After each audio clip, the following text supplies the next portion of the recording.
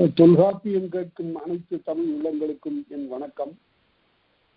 நாம் இப்போது தொல்காப்பியத்தில் பொருளதிகாரத்தில் கற்பியல் பற்றி பார்த்து கொண்டிருக்கின்றோம். 2 செய்திகளை நான் உங்களுக்கு சொல்ல வேண்டும். ஏனென்றால் தவறாகவே சொல்லப்பட்டு தவறாகவே புரிந்து கொள்ளப்பட்டு வருகின்ற 2 செய்திகள். ஏனென்றால் இதுக்கு உரையாசிரியர்களுடைய விளக்கமெல்லாம் போதுமானதாக இல்லை. அவங்கள நம்ம குறை சொல்லல, அவங்கள போல நிறைவுடைய அறிஞர்கள் இல்லை. சங்க இலக்கியத்தையும் தொல்காப்பியத்தையும் இந்த உரையாசிரியர்கள் விளக்கவில்லை என்றால் இந்த அளவுக்கு கூட நாம புரிந்து கொண்டிருக்க முடியாது. ஏனென்றால் சங்க காலத்திற்கு பிறகு தொல்காப்பியமும் சங்க இலக்கியமும் பரவலான ஒரு படிப்புக்கு உள்ளாகவில்லை. அதற்கு பிறகு இலக்கிய தடம் என்பது பக்தி என்ற வழியிலே சென்று விட்டது. அப்போதெல்லாம் சங்க இலக்கியமும் தொல்காப்பியம் மிகுதியாக பயிலப்படவில்லை என்பது தெரிகிறது. இந்த உரையாசிரியர்கள் வந்த பிறகுதான், அதாவது கிபி 11ஆம் நூற்றாண்டுக்கு பிறகுதான் இந்த தொல்காப்பியமும் சங்க இலக்கியமும் பரந்த படிப்புக்கும் நிறைந்த கேள்விக்கும் உரியதாக மாறின. அதனால அந்த அடிப்படையில இப்ப நான் உங்களுக்கு ஒரு செய்தி சொல்லுகிறேன். ஏனென்றால் தமிழை குறை சொல்வதற்கென்று இந்த இடத்தை தேர்ந்தெடுத்து வச்சிருக்கிறாங்க அவங்க பல பேர். தமிழுக்கு மாறானவர்கள் சொல்றார். பரத்தை என்று ஒருத்தி இருக்கிறா, காமக்கிழத்தி என்று ஒருத்தி இருக்கிறா. அதாவது காமக்கிழத்தி என்பது 2வது மனைவி போல. இப்படியெல்லாம் இருக்கிறது. என்ன பெரிய ஒடுக்கத்தை பேசுகிறீர்கள், என்ன கற்பை பற்றி பேசுகிறீர்கள் என்று பேசுகிறார்கள். சங்க காலத்துல இதெல்லாம் வரைமுறை இல்லாம இருந்தது என்று சொல்லுகிறார்கள். அப்படி இல்லை. அதற்கு சரியாக நாம் விடை சொல்ல வேண்டும். இந்த தொல்காப்பியம் பயிலுகிறவர்கள் எல்லாரும் இதனை உள்ளத்தில் கொள்ள வேண்டும். கற்பு என்றால் எல்லாரும் எழுதுனாங்க, கல் போன்ற திண்மை பெண்ணுக்குன்னு எழுதுனாங்க. ஐயோ, அப்படி இல்லை. கல்லுக்கும் அதுக்கும் சம்பந்தம் இல்லை. என்ன பாறையா? இது என்ன பெண்ணுக்கு மட்டும் சொல்லப்பட்டதா? கற்பு என்பது ஆண் பெண் இருபாலருக்கும் பொது. அப்படி இருக்கும்போது அவன் நடத்த தவறி ஒரு பரத்தை நாடி செல்கிறான் என்றும் அவனுக்கு மனைவியர் உண்டு என்று சொல்லுவதெல்லாம் பொருந்தாது. அப்ப இருக்குதா? இதெல்லாம் இருக்குதா? இதுக்கு வேற பொருள். இதை நோக்க வேண்டிய நோக்கு வேறு. ஆழ்ந்து நோக்குகிற போது இவற்றுக்கெல்லாம் பொருள் வேறு. இவற்றையெல்லாம் எதற்கு எழுதுகிறார் என்பதை பார்க்க வேண்டும். இப்ப கற்பு என்பதற்கு நான் முதல்ல சொல்லியிருக்கிறேன் உங்களுக்கு பொருள். கற்பு என்றால் கல்வி என்று பொருள். கல்வின்னா என்ன கல்வி? குடும்ப கல்வி. பாரம்பரியமாக வழி வழியாக தலைமுறை தலைமுறையாக அது தந்தை பிள்ளைகளுக்கு கொடுப்பான். எப்படி கொடுப்பான்? உட்காரு கேளு அப்படின்னு சொல்ற படிப்பு இல்லது.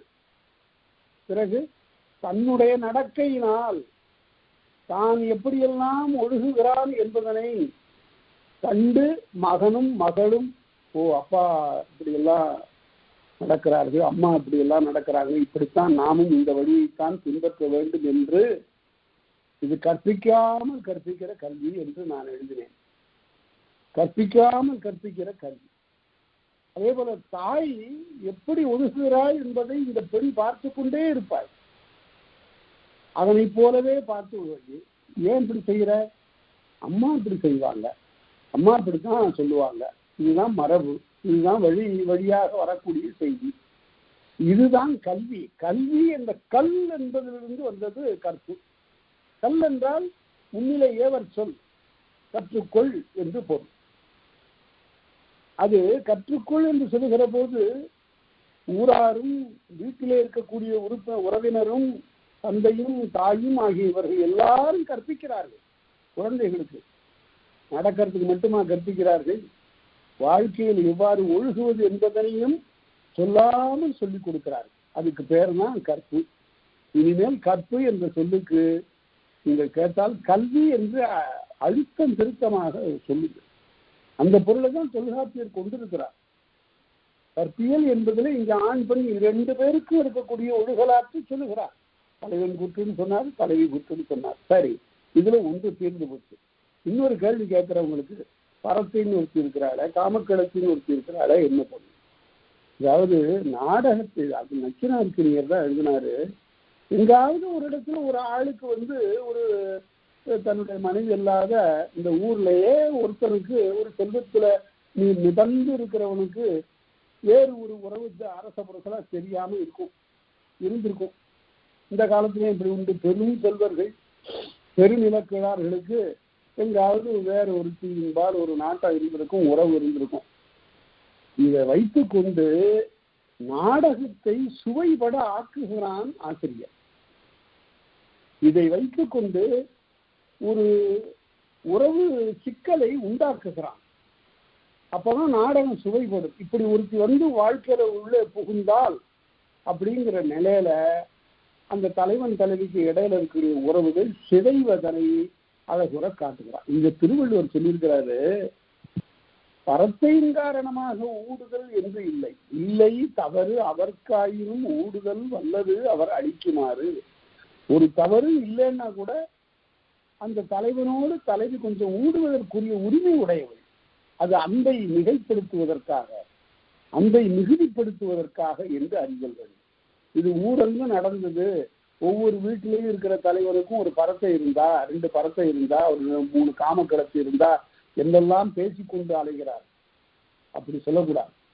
தமிழன் நல்ல ஒழுக்கத்தில் திளைத்தவன். அதை குறித்து பாட்டினால அறிந்து கொள்ளலாம். சால்பும் இயல்பும் வியப்பும் குன்றி மாசரக்கடி வயங்கு புகழ் நிறுத்தல் ஆசரை காட்சி ஐயர்க்கும் அந்நிலை எளிய என்னார் சொன்மருங்கிறார். அதை ஒழுக்கத்துல ஒருத்தர் சிதைந்தான்னா அவனை மறுபடியும் கல்வி குளிப்பாட்டி அந்த நிலையில கொண்டு போய் எல்லாம் வைக்க முடியாது. அவன் கெட்டவன் தான் ஐயா அப்படின்னு சொன்னது தமிழ் அறம். ஆகவே இதனை கொண்டு இந்த பரத்தை என்ற ஒரு பாத்திர படைப்பை கொண்டும் காமக்கிடத்து என்ற ஒரு பாத்திர படைப்பை கொண்டும் தமிழர்களுடைய ஒழுக்கத்தை இழுக்கி பேசுதல் என்பது அறம் இல்லை என்பதை உணர வேண்டும். இப்படியெல்லாம் செய்துட்டாங்க. அதனால எங்கோ ஓரிடத்து நடந்ததனை காவிய சுவைக்காக, கவிதை சுவைக்காக எடுத்து அதனை வணைந்து ஆக்குகின்ற அந்த கலையை வாழ்க்கையில எல்லாமே நடப்பதையெல்லாம் இலக்கியம் காட்டாது. நடப்பதில் தேர்ந்ததை இலக்கியம் காட்டும், கற்பனை கொண்டும் விளக்கும். அதனால அப்படிப்பட்ட நிலையில் அதனை உணர வேண்டும். இப்ப நாம இந்த 2 தெளிவுகளோடு நாம் இந்த இடத்திற்கு செல்வோம். காமக்கிடத்தியர் கூற்று. காமம் என்பதற்கு கமம் நிறைவியலும் என்று நாம் படிச்ச உரியல்ல. கமம் என்பது நிறைவு, உள்ளத்தின் நிறைவு. இந்த காமங்கிற சொல்லுக்கு 2 பொருள் உண்டு. அது வேண்டாத விருப்பம் என்ற பொருள்ல காமம், வெகுளி, மயக்கம் ஆகிய 3 தீக்குணங்களோடு பேசப்படும். அது ஒரு பக்கம். இன்னொரு பக்கம் உள்ளமெல்லாம் நிறைந்திருக்கக்கூடிய அந்த நிறைவுக்கும் காமம் என்று பெயர். ஆனா இந்த காலத்துல அந்த காமத்தை தான் சொல்லிட்டு இருக்கிறோம், வேண்டாத விருப்பம்ங்கிறத. கமம் நிறைந்தியலும். அதனாலதான் காமத்துப்பால் என்று வள்ளுவர் வைத்தார் என்றால், ஒருவனுக்கு ஒருத்தி 2 பேருக்கு இடையில இருக்கிற உறவு உள்ளத்தில் நிறைந்து ஒருவருக்கொருவர் இருக்கிறார். இவன் உள்ளத்தில் அவன் அப்படியே நிறைந்திருக்கிறான், அவன் உள்ளத்தில் இவள் அப்படியே நிறைந்திருக்கிறார். அதனால்தான் அந்த காமம் என்று சொன்னான். அந்த காமத்துக்கு பொருள் வேற. அதனால பிற்காலத்தில் இதனை தவறாக அறிந்து கொள்வார்கள் என்று கருதி பேராசிரியர் மு. வரதராசனார் அவர்கள் இன்பத்துப்பால் என்று அதனை மாற்றி எழுதினார். உடனே பாவேந்தர் பாரதிதாசனுக்கு உடனே அவர் மேல் கோபம். என்ன வரதராஜ், என்ன நினைச்ச மாதிரி எல்லாம் எழுதுறார்? காமத்துப்பால் என்பதற்கு என்ன பொருள்? இல்ல, தவறாக புரிந்து கொள்வார்கள், நாம தான் விளக்கணும். அதை விட்டு இப்படி எல்லாம் எழுதக்கூடாது. வள்ளுவர் எழுதிய சொல்லி நீ என்ன மாற்றுவது என்று விட்டு சண்டை போட்டார். அதனால அந்த காலத்துல காமத்துப்பால் என்று சொல்வது இருவர் நெஞ்சிலும் நிறைந்திருக்கின்ற இன்பம் என்று பொருள். அதனால இத்தகைய விளக்கங்களை நாம் தொல்காப்பியம் கற்றால்தான் தெரிந்து கொள்ள முடியும். இதை தெரிந்து கொள்ளாத நிலையில அவரவர் மனப்போக்கிற்கு ஏற்ப பொருள் சொல்லிக் கொண்டிருக்கிறார்கள். அது ரொம்ப பிழையாகும். சரியாக இருக்கட்டும். காம கிழத்தியர், கிழத்தி, கிழவன் கிழத்தி. பாருங்க, ஆண்பாலுக்கு ஏற்ற ஒரு பெண்பால் இருக்கு, கிழவன் கிழத்தி என்று. அதே போல பாங்கன், தோழி என்றெல்லாம் இருவார் பெயர்கள் நிறைய இருக்கின்றன. சரி, இப்ப காமக்கிழத்தியருடைய கூற்று செய்யுது. இப்ப தலைவி கூற்று பாருங்க எவ்வளவு நெடிதாக இருந்தது. காமக்கிழத்தியர் கூற்று சில இடம்தான். ஏனென்றால் இது எல்லார் வாழ்க்கையிலும் நிகழ்வது அன்று. இதை சொல்லுங்க யாருக்கும். இது எல்லார் வாழ்க்கையும் நிகழ்வது அன்று. யாரோ ஒருவருடைய வாழ்க்கையில நிகழ்ந்தது. அதை பொதுமைப்படுத்தி இப்ப அதற்கு ஒரு இலக்கணம் வகுக்கிறார். காமக்கிழத்தியர். இன்னொன்று, சில இடங்களில் காமக்கிழத்தி என்பவள் செய்யுளிலே வரக்கூடியவள் கற்பனையாக கூட இருக்கக்கூடும். அதைத்தான் திருவள்ளுவர் சொல்லுவார், அது கற்பனை தான். அப்படி கற்பித்துக் கொண்டு பாடுவதன் வாயிலாக ஒருவனை ஒழுக்கம் சிதையாமல் பார்த்துக் கொள்வது தலைவியினுடைய கடப்பாடாகும் என்ற பொருள்ல திருவள்ளுவர் பேசுகிறார். சரி, அதனால இப்ப அந்த காம கிளர்ச்சியாக இருக்கக்கூடிய ஒருத்தி எந்தெந்த இடத்துல அவள் கூறுவதற்கு உரியவள், அவள் பாத்திரமாக இருக்கிற போது ஒரு நாடக பேச்சில் எந்த இடத்தில் அவள் பேசுவதற்கு உரியவள் என்பதனை இந்த பகுதி விளக்குகிறது. புல்லுதல் மயக்கும் புறவிக்கும். மயக்குதல் என்றால் கலக்கல், என் வேற்றுமை மயக்கம்னு பார்த்தோம்ல, ஒரு வேற்றுமைக்கு உள்ள பொருள் இன்னொரு வேற்றுமையோடு சென்று மயங்குவர். யாதன் உருவில் கூறிற்றாயும் பொருள் செல் மருங்கில் வேற்றுமை சாருன்னு அங்க படித்தோம். அதனால ஒரு வேற்றுமை உருவு இருக்க வேண்டிய இடத்துல வேறொரு வேற்றுமை உருவு இருக்கும், வந்து அந்த இடத்துல பொருத்தமாக வந்து அமைந்து கொள்ளும்.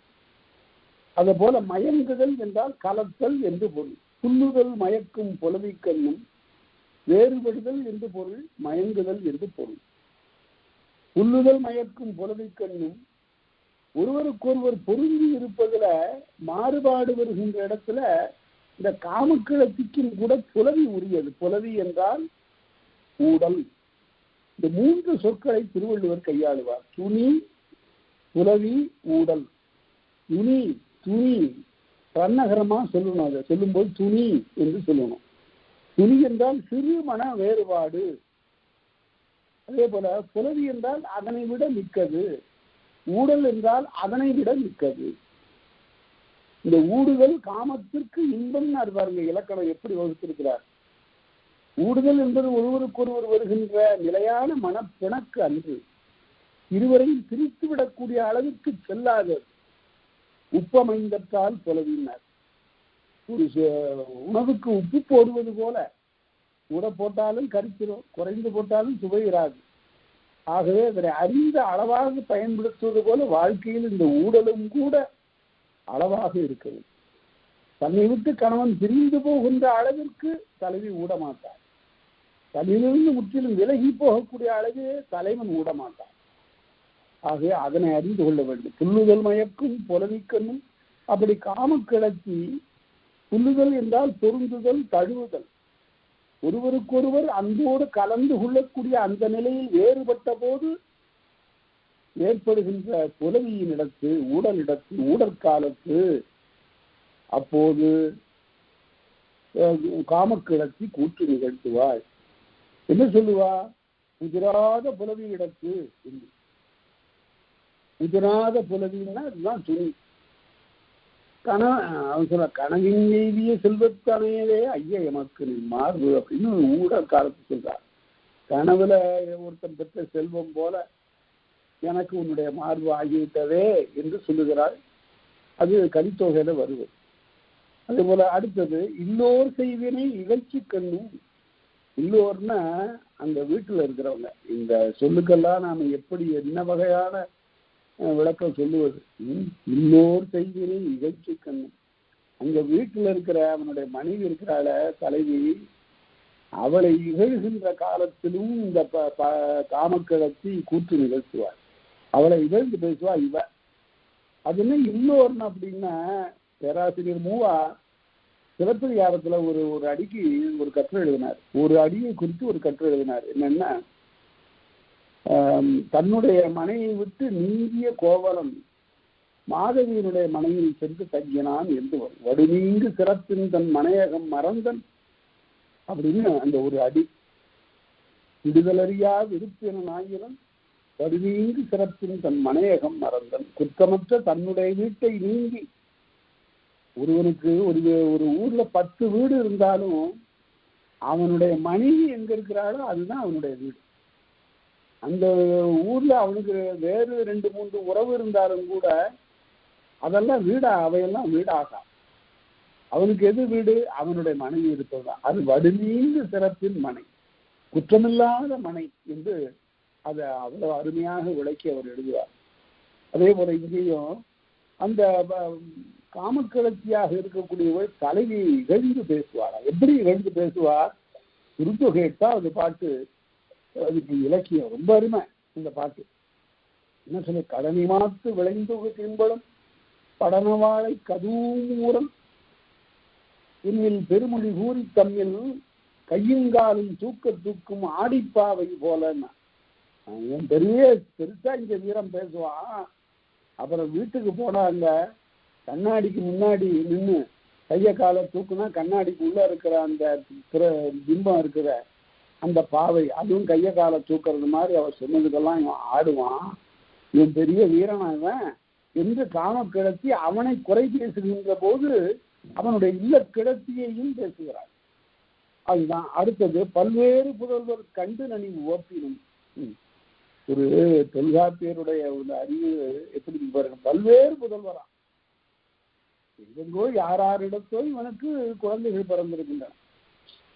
அதான் பல்வேறு புதல்வர்களை கண்டு நனி ஓப்பினும், பரத்தையின் புதல்வனும் இல்லக்கிடத்தியின் புதல்வனும் ஆக இவர்களை எல்லாம் கண்டு உவக்கின்ற இடத்திலும் பேசுவாள் காமக்கிழவி. அது கலித்தொகையில இருக்கு. கையா ராமரு நோக்கினை அத்தத்தா என்னும். அட அத்தத்தான்னு கூப்பிடுறியா, அழகா இருக்குப்பா நீ குழந்தை, என்னுடைய தலைவனுடைய குழந்தை அல்லவா நீ என்றெல்லாம் அவள் பேசுவாள். அடுத்தது மறையின் வந்த. இந்த மறைங்கிற சொல்ல பலர் தவறான பொருள்ல கையாளுட்டாங்க. மறைவாக சொல்லுவது அது வேதத்துக்கு சுருதின்னு பேரு. காதோட சொல்றது. இன்னார் தான் கேட்பதற்குரியவர் என்ற வரையறுத்து தான் பாருங்க வேதத்தை. வேதங்கிறது கல்வின்னா அந்த கல்வி எல்லாருக்கும் பொது இல்லையா. அதை கேட்பதற்குரியார் சிலர் தான், சொல்லுவதற்குரியாரும் சிலர் தான். அது கீழ்மட்டம் வரையில வராது. உழவனுக்கும் தொழிலாளிக்கும் வேதம் உரியன அல்ல. நம்ம திருவள்ளுவர் அப்படி இல்லை. உடையார்மும் இல்லார் போல் ஏற்கற்றும் கற்றார் கடையரே கல்லாதவர். எல்லாரும் கற்கவன். மனிதன் என்று பிறந்தவன் யாரும் கல்விக்குரியவன். அவனுக்கு கல்வி மறுக்கப்படக்கூடாது. அதுதான் அந்த ஒரு குறிக்கோள் தான் ஒரு சமுதாயத்தை வாழ்விக்கும். நம்ம தமிழ்நாட்டில் ஒரு காலத்துல ஒரு செய்தி நடந்தது. 6000 பள்ளிகள் மூடப்பட்டது. ஏன்னா எல்லாரும் எதுக்கு படிக்கிறது? அவரவர்கள் தங்களுடைய தந்தையினுடைய தொழிலை கற்றுக்கொள்ளட்டும், தச்சு தொழில் கற்றுக்கொள்ளட்டும், கொல்லு தொழில் கற்றுக்கொள்ளட்டும் என்று மூதறிஞர் ராஜாஜி அவர்கள் 6000 முதல்வராக இருந்த போது 6000 பள்ளிக்கூடத்தை மூடிட்டார். என்ன நாட்டுல ரெவின்யூ இல்லை, பணம் இல்லை, எப்படி பள்ளிக்கூடத்தை நடத்துறது? கட்டடம் வேணும், ஆசிரியருக்கு சம்பளம் கொடுக்கணும்னு அவரு ஒரேடியா 6000 பள்ளிக்கூடத்தை மூடிவிட்டு அதற்கு பிறகு 1/2 நேரம் கல்வி, 1/2 நேரம் அவரவர்கள் வீட்டில் சென்று தொழில் பயிற்சி பெறுவதுன்னு கொண்டு வந்தார். அவர் பெரிய அறிஞர், அதுல ஒன்றும் கடையில. அவருடைய அறிவு வியக்கக்கூடியது. ஆனா இந்த செயல் நம்முடைய சமூகத்தை வாழ்விப்பதில்லை. உடனே தமிழகம் முழுவதும் கிளர்ந்து எழுந்து பெரிய புரட்சி செய்து அதன் காரணமாக ஒரு பதவி விலக நேர்ந்தது. அதற்கு பிறகு அந்த காமராசர் என்ன செய்தார் என்றால் 6000 பள்ளிக்கூடத்தையும் திறந்து அதற்கு மேலும் 2000 பள்ளிக்கூடங்களை திறந்தார். பல இடங்கள்ல பள்ளிக்கூடத்தை திறந்தார். அப்போதுதான் அவருக்கு இந்த ஏன் பள்ளிக்கூடத்துக்கு பிள்ளைகள் வரவில்லை என்பதை அறிந்து, உணவு இல்லை என்பதை அறிந்து மதிய உணவு என்ற ஒரு திட்டத்தை கொண்டு வந்தார். அப்ப கல்வி அமைச்சராக இருந்த சி. சுப்பிரமணியன் சொன்னாரு, அவளுக்கு பணம் இல்லைங்களே, அரசாங்கத்துல நிதி இல்லையே, எப்படி இத்தனை பேருக்கு சோறு போடுறதுன்னு கேட்டபோது அவர் சொன்னார், அதெல்லாம் போட்டுதான் ஆகணும், இல்லாட்டி அவங்க எப்படி படிக்கிறது, சமூகம் முன்னேறுவது, நான் போய் பிச்சை எடுக்கிறேன், எல்லாத்தையும் கேட்கிறேன் என்று அவர் சொன்னார். அந்த உணர்வு தான் இன்றைக்கு தமிழ்நாட்டில் ஒரு கல்வி சிறந்த ஒரு மாநிலமாக விளங்குவதற்கு அன்றைக்கு போட்ட அந்த அடித்தளம் தான். எல்லாரும் கல்விக்குரியவர் அப்படின்னு. கல்வி என்பது மறை அல்ல. மறைன்னு அவங்க என்ன சொல்லிட்டாங்க, மறைத்து சொல்லுவது. ஆனால் நம்முடைய தமிழ்ல மறை என்றால் என்ன பொருள் என்றால் ஆழ்ந்த பொருள் உடையது என்று பொருள். திருநாவுக்கரசர் பாடுகிற தேவாரத்துல பாலிற்படு நெய் போல என்று சொல்வார். பால்ல உள்ள இருக்கிற நெய் போல ஒரு மந்திரத்திலும் உள்ளார ஒரு பொருள் இருக்கும். அந்த பொருளை உணர்ந்து கொள்ள, அதுதான் மறையினர். இன்னொன்னு நான்மறைன்னு வருத, அது என்னங்க இருக்கு, எஜுர் சாமம் அதர்வனம்னு தானே எல்லா உரையாசிரியர்களும் எழுதியிருக்கிறாங்க. உரையாசிரியர் காலத்துக்கு முன் தோன்றிய மாணிக்க வாசகர் என்ன சொல்லுகிறார் என்றால், அருந்தவர்க்கு ஆலிங்கு அறமுதலா நான்கினையும் அறமுதல் நான்காகிய மறைகளை இறைவன் ஓதினான். தவம் நிறைந்த பெரியவர்களுக்கு அறம், பொருள், இன்பம், வீடு என்ற நான் மறையினையும் ஓதினான் என்று மாணிக்கவாசகர் சொல்றார். அதனால நான்மறை என்பதனால்தான் பாவேந்தர் பாரதிதாசன் எழுதினார், நான்மறை என்பது நாற்பொருளே எழுதினார். அறம், பொருள், இன்பம், வீடு ஆகிய நாற்பொருள்தான் மறை என்று கூறினார். மறை என்பதற்கு பாலிற்படு நெய் போல உள்ளே அடங்கி இருப்பது. ஒரு பெரியவர் அது மறுச்சுரைப்பது, மறுச்சுரைப்பது இல்லை, உள்ளே அது மறைந்து நிற்பது, கண்ணுக்கு புலப்படாமல் இருப்பது. ஆனால் அதற்கு பிறகு அறிவுக்கு புலப்படுமாறு அவரை ஆசான்மார் விளக்கி சொல்லுவார், குருமார் விளக்கி சொல்லுவார். அதுதான் மறை. இந்த இடத்துல மறைங்கிறது மறைவாக செய்வது களவு என்று பொருள். அதனால ஒரு சொல்லுக்கு அது எந்த இடத்துல என்ன பொருள் என்பதனை தொடர் கொண்டு நாம் உணர வேண்டும். மறையின் வந்த மனையோள், அது யார்? களவு காலத்திலிருந்து வந்தவன் இந்த தலைவி. மறையின் வந்த மனையோள் செய்வினை பொறையின்று பெருகிய பருவரக்கண்ணும். தலைவி செய்யக்கூடிய செயலை எல்லாம் பார்த்து இந்த காமக்கிழத்திக்கு ஒரு துன்பம் வருகிறது. பருவரல் என்றால் துன்பம் என்று பொருள். அந்த துன்பத்தினாலும் கனவின் களவு காலத்திலிருந்து உரிமையோடு வரக்கூடிய மனைவி அவள். அவள் கற்பு கடம்புண்டவளாக விளங்குகிறாள். அவளை குறித்து அவள் செய்யக்கூடிய செயல்களை எல்லாம் பார்த்து இவளுக்கு ஒரு துன்பம் ஏற்படுகிறது. அந்த நிலையிலும் அவள் கூற்று நிகழ்த்துவாள். அது யானரூரன் காணுதலாயும் வரையாமையோ அறிதே. மிக அருமையாக அந்த நற்றினையில சொல்லுவோம். அவளை அவள் முழு உரிமை உடையவள். அவளை இவன் மனம் செய்து கொண்டிருக்கிறான். அத்தகைய உரிமை எனக்கு உண்டு என்றாலும் கூட அது யாராலும் பொருட்படுத்தப்படவில்லை என்று பேசுகிறார். அடுத்த காதற் சோர்வில் கடப்பாட்டு ஆண்மை தாய்போல் கடறி தழிய மனைவியை காய்கின்ற அவன் வயிறு பொருத்த கண்ணும். இது ஒரு அருமையான ஒரு கூற்று. என்னவென்றால், என்னதான் இருந்தாலும் இந்த காமக்கிழத்தை உணர்வாள். நமக்கு அவ்வளவு உரிமை இல்லை. மணந்து கொண்டவள் ஒருத்தி இருக்கிறாள். அவளோடு இவன் போய் சேர்ந்து வாழ வேண்டும் என்பதுதான் சரியான அறமாகும் என்று கருதி தாய் போல் கழறி, தாயை போல சொல்லி மனைவியை காய்கின்ற அவள்வார் பொருத்தற்கண்ணும். மனைவியை போய் இன்னி சென்று சேர்ந்து வாழ்வாயாக என்று சொல்லுவதும் அவ்வாறும் கூற்று நிகழும். அடுத்து இன்னகை புதல்வனை தழி இழையணிந்து இன்னை வந்த வாயிற்கண்ணும். அந்த இடத்துல வாயிலாக வரக்கூடிய, வாயில் யாராரும் சொல்லிட்டு சொல்ல போறாரு. கோழி வாயிலாக வரலாம், பாங்கன் வரலாம், பாணன் வரலாம், இப்படி பலரும் வாயிலாக சொல்லுகின்ற போது வாயிலாக வரக்கூடியவர்கள் என்ன பண்ணுகிறார்கள்? தலைவியினுடைய மகனை அழைத்து கொண்டு இந்த காமக்கிழத்தியிடம் வரும்போது, காமக்கிழத்தி அந்த பிள்ளைக்கு என்னுடைய தலைவனுடைய மகன் அல்லவா என்று சொல்லி தன் கழுத்தில் இருக்கிற நகையெல்லாம் எடுத்து அவன் கழுத்துல போட்டு அழகு பார்க்கிறார். அவ்வாறு மகனை வாயிலாக கொண்டு வரக்கூடியவர்களுக்கு நிகழக்கூடிய கூற்று. அடுத்து மனையோள் ஒத்தலில் தான் மனைவிக்கு நிகர், தலைவனுடைய மனைவிக்கு நிகர். மனையோள் ஒத்தலில் தன்னோரன்னோர் மிகையென குறித்த கொள்கை கண்ணும். என்ன இருந்தாலும் நான் இன்னும் மேம்பட்டவள்னு சொல்லுவாளா அவ. அவனுடைய முழு அன்பிற்கு உரியவளாக நான் தானே இருக்கிறேன் என்று அவள் பேசுவாள். அந்த இடத்திலும் எண்ணிய பண்ணை என்று இவற்றோடு விளையாட்டின் கண், இது ஒரு இடம். இது பரிபாடல்ல ரொம்ப விளக்கமா இருக்கு. அதாவது இந்த தலைவி அவனோடு சென்று நாணமின்றி பொது இடங்களிலே பழக மாட்டாள். ஆற்றிலையும் குளத்திலையும் அந்த தலைவனோடு சேர்ந்து நீங்கி விளையாடி அவனோடு கட்டி தழுவி அப்படியெல்லாம் இருக்கிறது தலைவிக்கு உரிய பண்பு இல்லை. ஆனால் இந்த காமக்கிழத்தி அப்படி இருப்பாள். இவளுக்கென்று அமைந்த ஒரு நாணம் குறைவு.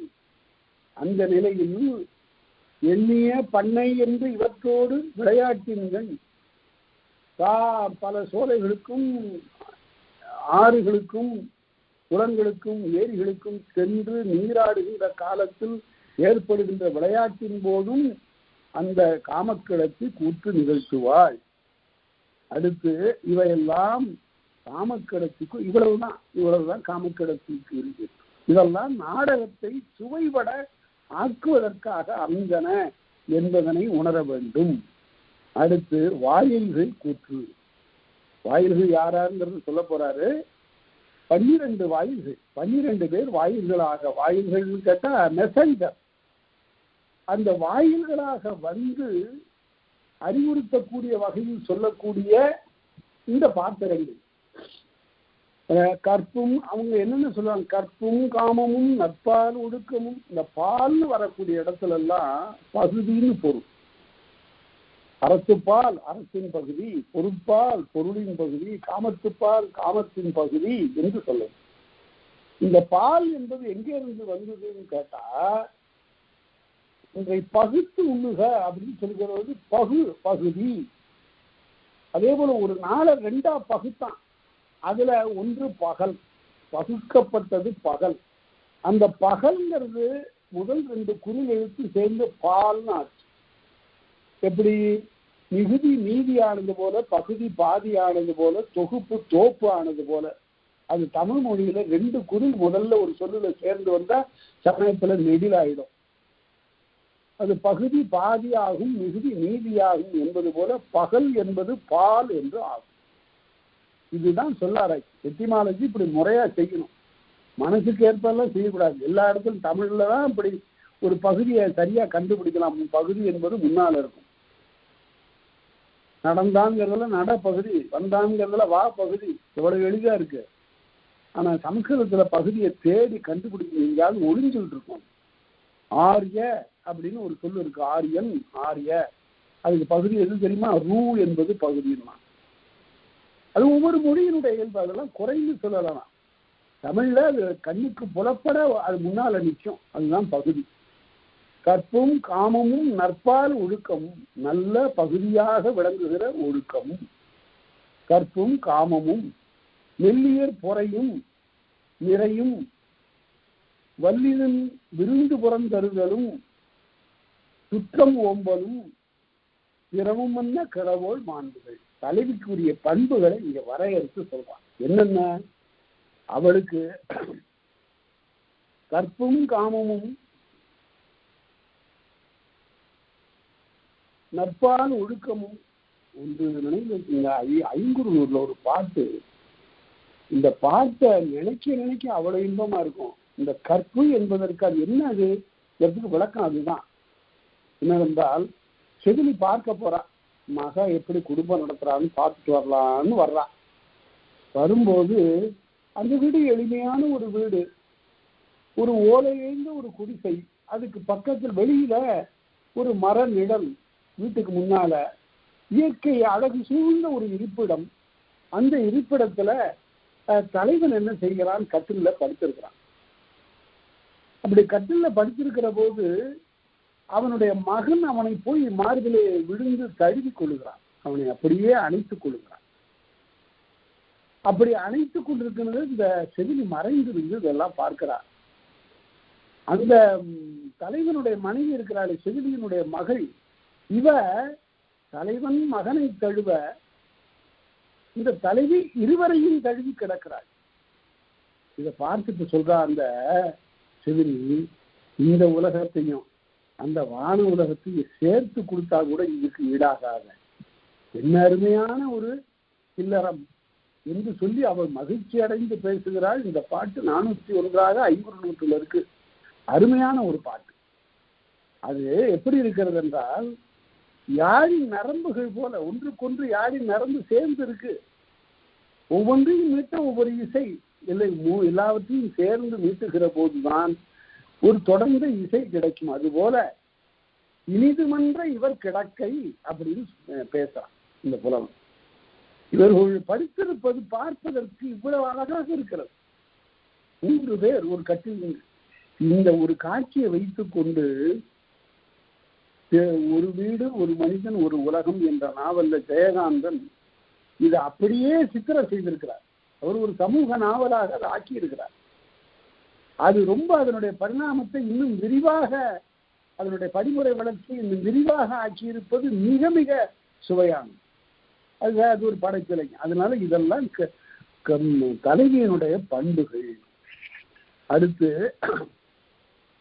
பள்ளியானையின் உயிர்த்தனல் நகையில் புதல்வர் புள்ளினன் விரலவன் புதல்வன் தாய் அவன் புறங்கவவினளே. அதனால தலைவன் குழந்தை அணைக்க தலைவியோ இருவரையும் சேர்த்து அணைத்துக் கொண்டு இதுதான் நம் இன்ப உலகம் என்று அவள் சொல்லுகிறாள். அடுத்து, செவிலி கழிவினும் எதிர்வினும் நிகழ்வினும் வழிகொள நல்லவை உரைத்தலும் அல்லவை கடிதலும் செவிலிக்குரிய. நல்லது சொல்றது, அதை கடிந்து சொல்லுதல், இதெல்லாம் ஒரு தலைவனிடத்தும் சரி தலைவனிடத்தும் சரி செவிலி பேசுவார். நல்லவற்றை போற்றி பேச வேண்டும். அதே சமயத்துல சான்றோர் சொல்லலாம் நீங்கள் கேளுங்கள், அந்த அற நெறி பிழையாது நீங்கள் ஒழுக வேண்டும். தற்காத்து தற்கொண்டான்கள் தகை சார்ந்த சொற்காத்து சோர்விலாய் பெண் என்று சொல்லுவது தலைவிக்குள்ள அறிவுரை. அவ்வாறு பேசுவது ரொம்ப பழைய காலத்துல திரைப்படத்துல கூட ஒரு ஒழுங்கும் இருந்தது. இப்ப கண்ணாபிரான்னு குதிக்கிறது இல்லை, சுருக்கு நடனம் இப்ப ஆடுறதெல்லாம் நடனமே இல்லை, அது ஆடல் இல்லை. எல்லாரும் ஏன் குதிக்கிறாங்கன்னு தெரியல. 50 பேர் 100 பேர் குதிக்கிறாங்க. அந்த குதிப்பதில் ஏதாவது முத்திரைகள் இருக்கின்றனவா? கருத்தை ஆழமாக உள்ள கருத்தை புலப்படுத்தக்கூடிய கை அசைவுகள் இருக்கின்றனவா? அல்லது விரல்களுடைய அசைவினாலே ஒரு ஆழ்ந்த பொருளை உணர்த்தக்கூடிய கலை நுட்பம் இருக்கிறதா என்றெல்லாம் பார்த்தா இல்லை. எதுக்கு குதிக்கிறாங்க? ஏதோ குதிக்கிறாங்க, மனதில் ஒரே மகிழ்ச்சி குதிக்கிறாங்க. இது ஆடல் ஆகாது, கலை ஆகாது. அப்ப பழைய காலத்துல ஒரு 30 ஆண்டுகளுக்கு முன்பு வந்த ஒரு படத்துல இந்த அண்ணன்காரன் தங்கியை அழைத்து கொண்டு போவான். போற வழியில அப்போ ஒரு அறிவுரை சொல்லக்கூடிய வகையில் ஒரு பாட்டு. இந்த பாட்டு எழுதியவெல்லாம் எப்படி எழுதியிருக்கான் பாருங்க. புருஷன் வீட்டில் வாழப்போகும் பெண்ணே சில புத்திமதிகள் சொல்லுறங்கேளு முன்னேன்னா அப்படின்னு நடந்து போயிட்டு இருக்கும் போது இதுதான் கல்வி, இதுதான் கற்பு. புருஷன் வீட்டில் அப்ப கொண்டு போய் கணவன் வீட்டில் விட போறான். புருஷன் வீட்டில் வாழப்போகும் பெண்ணே சில புத்திமதிகள் சொல்லுறங்கேளு முன்னே கண்ணால் பேசும் பயக முன்னே நில்லாதே அதை காதால் கேட்டேன் என்று சொல்லாதே. இப்படி அறிவுரைகளை அடுக்கி அந்த பாட்டுல திரைப்பட பாட்டை சொல்லுவோம். ஆன்றோர் சொல்லிய அறிவுரைகளை அவ்வப்போது அடுத்தடுத்த தலைமுறைகளுக்கு கொண்டு செல்ல வேண்டும். நாம் என்ன பிழை செய்து விட்டோம் என்றால், நம்முடைய பள்ளி கல்வியில மிக இன்றியமையாது இருந்த ஒரு பகுதியை நாம் அறவே தூக்கி அப்பாறை எரிந்து விட்டோம். அமெரிக்காவிலே கற்பிக்கக்கூடிய தாய்மார்கள் எல்லாம் ஆசிரியர்மார்கள் எல்லாம் நினைவிலே கொள்ள வேண்டியது, ஒரு 5 வகுப்புகள் கடந்த அப்பாலே போகும் முன் அந்த பிள்ளைகள் எல்லாம் 7 இளந்தமிழை கற்றவர்களாக இருக்க வேண்டும். அது என்ன 7 இளந்தமிழ்? எங்க ஆசிரியர் தான் அதுக்கு 7 இளந்தமிழ்னு பேர் வச்சார். என்ன 7 இளந்தமிழ்? ஒன்றை வேந்தன், மூதுரை, நல்வழி என்று சொல்லப்பட்ட இந்த வரிசையாக அமைந்திருக்கூடிய 7 நூல்கள், சின்ன சின்ன நூல்கள், சிற்சில பக்கங்கள், எல்லாருக்கும் புரிகின்ற நடை, அன்னையின் பிதாவும் முன்னறி தெய்வம். இது ஒரு பாட்டு. இதை சொல்லி கொடுத்துருக்கணும். இதை சொல்லி பசுமரத்தாணி போல அவர்களுடைய உள்ளத்திலே பதிய வைத்திருந்தால் வாழ்க்கை நெறிப்பட்டதாக அமையும். அவற்றையெல்லாம் சொல்லி பாடத்திட்டத்திலிருந்து மெல்ல மெல்ல நாம் நீக்கினோம். எப்படி பெரிய தொல்காப்பியத்தை கல்லூரி நிலையிலே கூட நாம் சரியாக கற்பிக்கவில்லையோ, அதுபோல இளையோர்களுக்கு உரிய அறநூல்களையும் நாம் கற்பிப்பதிலிருந்து விலகிவிட்டோம். அது மிகப்பெரிய குறை. அதே போல இத பழைய சங்க காலத்துல இவ்வாறெல்லாம் அறிவுரை கூறக்கூடிய நிலையெல்லாம் இருந்தன. பாடல்கள் எல்லாம் பயில்கின்றன. அதைத்தான் பாவேந்தர் பாரதிதாசன் குடும்ப விளக்க சொல்வார். வண்டி விட்டு இறங்கி வந்த மாமனும் மாமையும் கற்கண்டு ஒத்த மருமகற்கு கனியொத்த பதிலும் கூறி கொண்டு வந்துட்ட பண்டம் குறையாமல் இறக்கச் சொன்னார். வண்டியில் இருந்தவற்றை இறக்கிடுகின்றாள் மங்கைன்னு அது தொடங்கி ஒரு 10 பாடல்கள்ல ஒரு குடும்பத்துல மருமகளை பார்க்க வரக்கூடிய மாமனும் மாமியும் அவர்கள் பொருள் கொண்டு வருகிறார். வெளிவீட்டிலிருந்து பொருள் வந்ததாக பாரதிதாசன் பாடல. அது சங்க காலத்திலையும் அப்படிதான். அதனால ஒரு பெண்ணை திருமணம் செய்து கொள்வதென்றால் அந்த பெண்ணுக்கு உரியதாக ஏதாவது பொருள் கொடுத்து சீதனம் கொடுத்து அப்படி மணந்து கொள்ள வேண்டும். அதுதான் நெறியாக இருந்தது. சரி, அடுத்தது சொல்லிய கிளவி அறிவர்க்கும் உரிய. அறிவர் என்று அந்த காலத்துல சார்ந்தோர்கள் இருந்தார்கள். அறிவமைந்த பெரியோர்களுக்கு அறிவர் என்று பெயர். அவர்கள் மற்றவர்களுக்கெல்லாம் அவ்வப்போது துன்பம் நேர்கின்ற காலத்திலெல்லாம் துன்பத்தை நீக்குகின்ற வகையில் அறிவுரைப்பர். அந்த அறிவர்களும் அவ்வாறு அறம் சொல்லுவதற்கும் நீதி நெறிகளை கற்பிப்பதற்கும் உரியவர்கள். பாருங்க, பேராசிரியர் மூவா அவர்கள் நாவல் எழுத தொடங்கினார். எதுக்கு நாவல் எழுதினார்? அவருடைய நாவல்லாம் ஒன்றும் இல்லை, எல்லாம் திருக்குறளுடைய சாரம்தான். முதல் நாவல் கள்ளோ காவியமும் எழுதினார். அதை கொண்டு போய் சில பதிப்பகங்களை கொண்டு போது, ஏங்க நீங்க பேராசிரியர், நீங்க நாவல் எழுதியிருக்கிறீங்க, அதெல்லாம் பதிப்பிக்க முடியாதுன்னுட்டாங்க. அதற்கு பிறகு அவரே ரொம்ப அரும்பாடுபட்டு அதனை பதிப்பித்தார். அது பெரிய வரவேற்பை பெற்றுவிட்டது. என்ன காரணம் என்றால், அதுல வரக்கூடிய ஒரு தமிழாசிரியர் இந்த வேறுபட்ட தலைவன் தலைவியுடைய உள்ளத்தை ஒன்றாக ஆக்குவதற்காக என்னவெல்லாம் சொல்ல வேண்டுமோ அதெல்லாம் சொல்லுவார். ஏன்னா நீ இவ்வாறு பேசுகின்ற போது அதற்குரிய பொருள் என்ன என்பதை உணராமல் பேசுகிறாயோ என்று அவர் அந்த தமிழாசிரியர் அந்த தலைவிக்கு சொல்லுவார். அதே போல தலைவனிடம் பேசுகிற போது ஆண்மை என்பது வேறப்பா, அது எப்படி என்றால் அது அப்படியே உடனே வீரத்தால் துடிப்பது இல்லை, அதற்கு மாறாக உள்ளமடங்கி பிறரையெல்லாம் அரவணைத்து செல்லுதலும் அதனுடைய பண்பாகும் என்றெல்லாம் இப்படியெல்லாம் சொல்லுகின்ற எல்லாமே திருக்குறள் கருத்துகள் தான். அவருடைய நாவல்கள் பலவும் திருக்குறளினுடைய உரையாகவே இருக்கும். அதுல அறவாழின்னு ஒரு பாத்திரத்தை படைப்பார். அறவாழி என்பது அறத்தின் நெறியிலே நின்று வாழுகின்ற ஒருவர். அந்த அறவாழி அறம் சொல்லக்கூடிய பாத்திரமாக இருப்பார். அதனால அறிவர்களுக்கு இது கடன். அடுத்து இடித்து வரை நிறுத்தலும் அவரதார். இடித்து சொல்ல வேண்டும், நீ செய்வது சரியில்லை என்று. புறநானூற்றில் ஒரு அழகான ஒரு இடம் வரும். காயங்கண்ணனார் என்ற ஒரு புலவர் அரசனோடு வட்டாடி கொண்டிருப்பார், காயாடி இருப்பார்.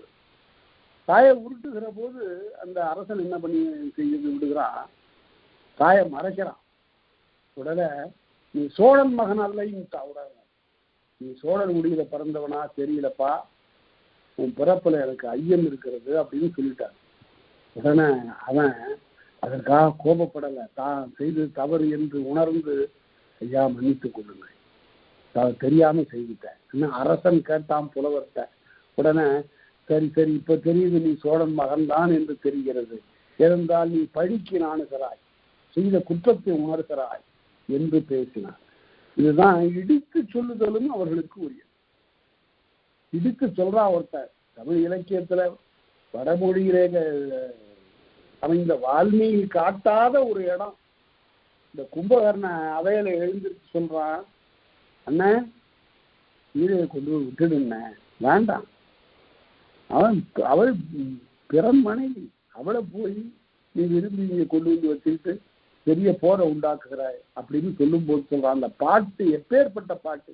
1000 பொண்ணை கொட்டி கொடுத்தாலும் அது மாதிரி ஒரு பாட்டு எழுத முடியாது. ஆசில் பரதாரம் அஞ்சரையில் அடைப்பேன், மாசில் புகழ் காதல் உருவேன், பேசுவது மானம் இடை பேணுவது காமம், பூசுவது மானுடரை நன்று நம்ம கொற்றம்.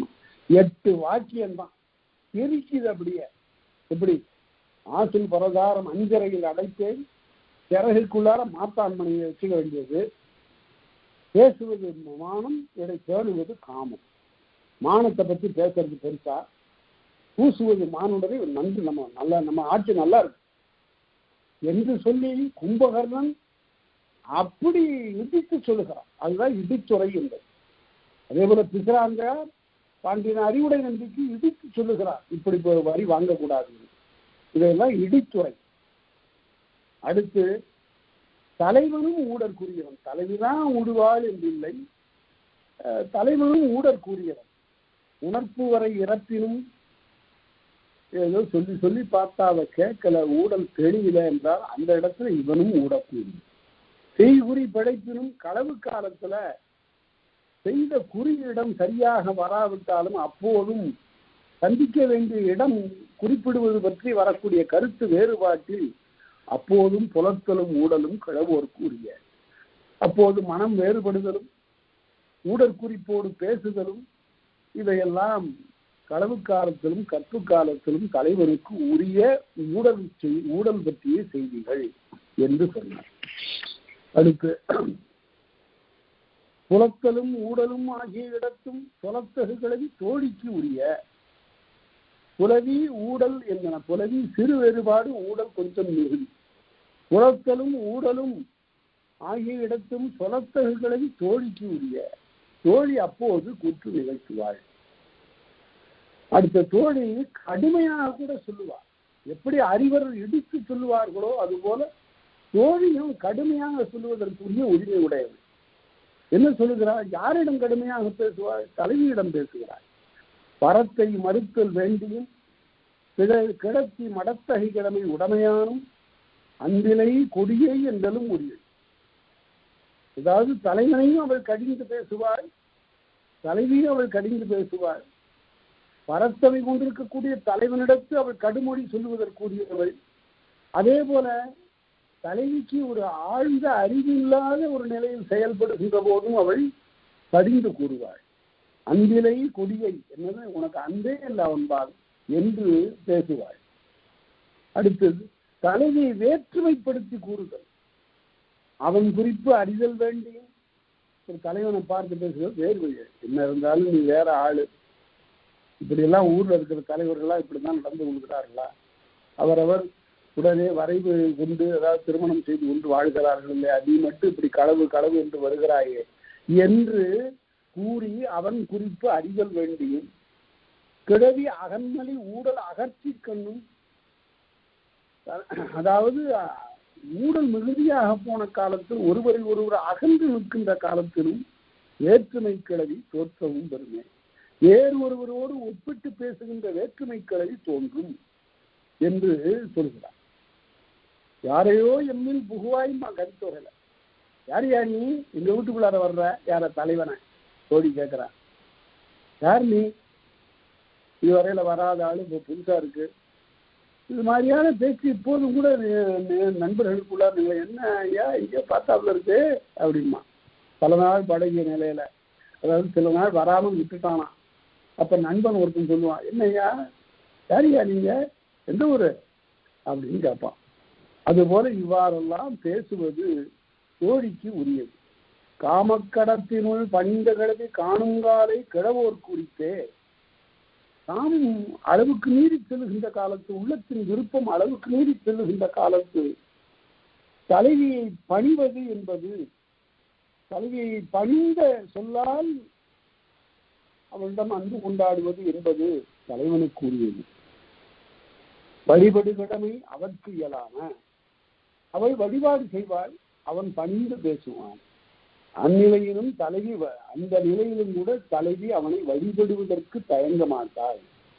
அவன் ரொம்ப பணிந்து சொல்லுகிற போது அத சிவபிரகாசர் என்ற புலவர் சொல்லுவார், உமையம்மை இறைவனோடு சிவனோடு ஊடினாள். அதாவது கடவுளரிடத்தும் ஊடலிருப்பதாக பேசுகிறான் கற்பனையான புலவன். உமையம்மை ஊடுகிறாள். என்ன சொல்லி சிவபெருமான் என்ன சொல்லியும் கூட அந்த ஊடல் தீரல.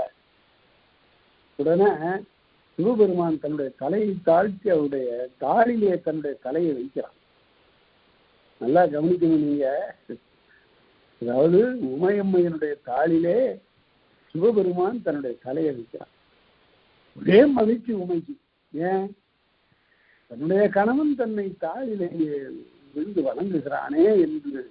அதனால இல்லை, அந்த தலையில ஒருத்தி இருக்கிறார் கங்கை, அவளும் இப்ப வணங்குகிறாள்.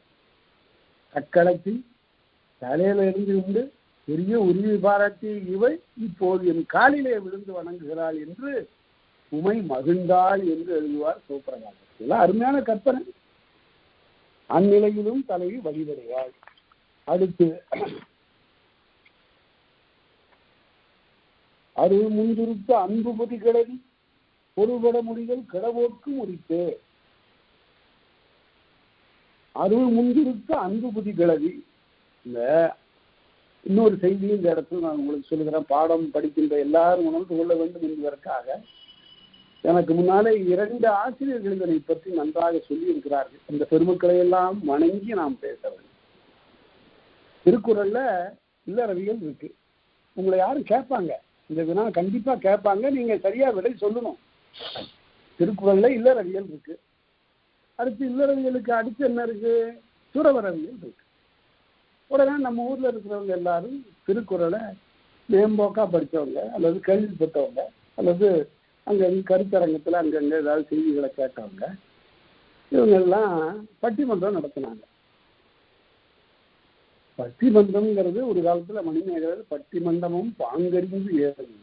இப்ப கேட்கிற எதிர இருக்கிறவங்க சிரிக்கிறதுக்கும் எதிர இருக்கிறவங்க அப்படியே ஒரு மகிழ்ச்சியினால துள்ளுவதற்குமாக அமைந்த ஒரு மலிவான பேச்சா போச்சு.